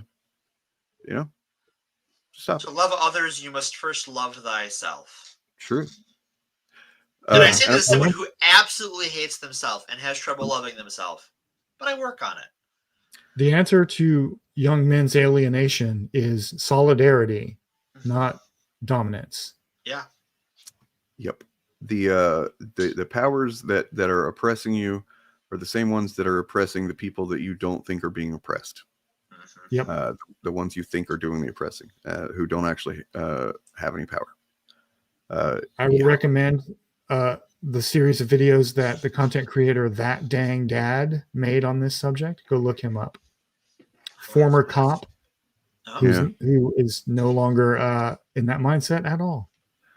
Yeah, I mean, I've liked a lot of his stuff that I've seen. He kind of I think I unsubscribed leading up to the election because he was doing some of the let's talk about how terrible Biden is, despite the fact that there's a real chance the fascists might get power. Sure. I just didn't see not no to one say is above reproach, obviously, but he has made some good content on this subject specifically. Yeah. Just watch out when he starts talking about neoliberals and stuff like that. Make sure he's not make sure you're not you know who the first and foremost enemy is. That's my take. It's me. I'm the final boss. So I found a video that I've included here for our going away present. That is, I think, a really good representation of the type of man that is driven so much by insecurity that it reaches like delusional narcissistic levels. Like he probably just is a narcissist, to be honest. But like but then he's also someone who has achieved a level of fame that apparently you can, if it's certain at that level of fame, even you can kind of just do whatever. Especially if you go to Russia, where Russia really values Americans who are willing to shit on America, and they will hold these events like you're going to see here of this young man performing that is just objectively absurd, but here it is nonetheless. Him expressing his masculine insecurity and thinking that it's coming off as just like I'm the ultimate male badass. So on that note, subscribe to Bob of the Old Ways. He's linked in the description, and check out the Shillcast this week. And I'll probably do some streams during the week too. Cool beans. I'm back, baby. I will be in Lake Cave, Wisconsin this week for GaryCon. Come play Pathfinder with us if there are still signups available. GaryCon, cool. Yes, celebrating Gary Gygax's life and the good parts of it. We don't talk about the other parts of it. Maybe Bob and I will one day. We should talk about maybe that next weekend is like it's celebrating people who have contributed good things, but also have problematic aspects as well. It's worth talking about one of these days. That would be everyone. Yeah, that's myself included. Like everyone on the left would be that. Yeah. Because I said the R slur on stream again the other day because I was so mad at these fucking Nazis showing up. So Mm-hmm. Well, I mean, look, if anyone expects non-problematic activism, you just need to go live on another planet. Yeah. We're all flawed and everyone's going to fuck up. And the idea that we all have to be perfect in order to suggest that everyone, try to be better is something that a chud says to devalue the concept of anyone doing better. Right. Yeah. Doing better is a goal and a journey, not a Don't use the tools of the enemy, folks. All right. Have a good, lovely night and week, and we'll see you soon.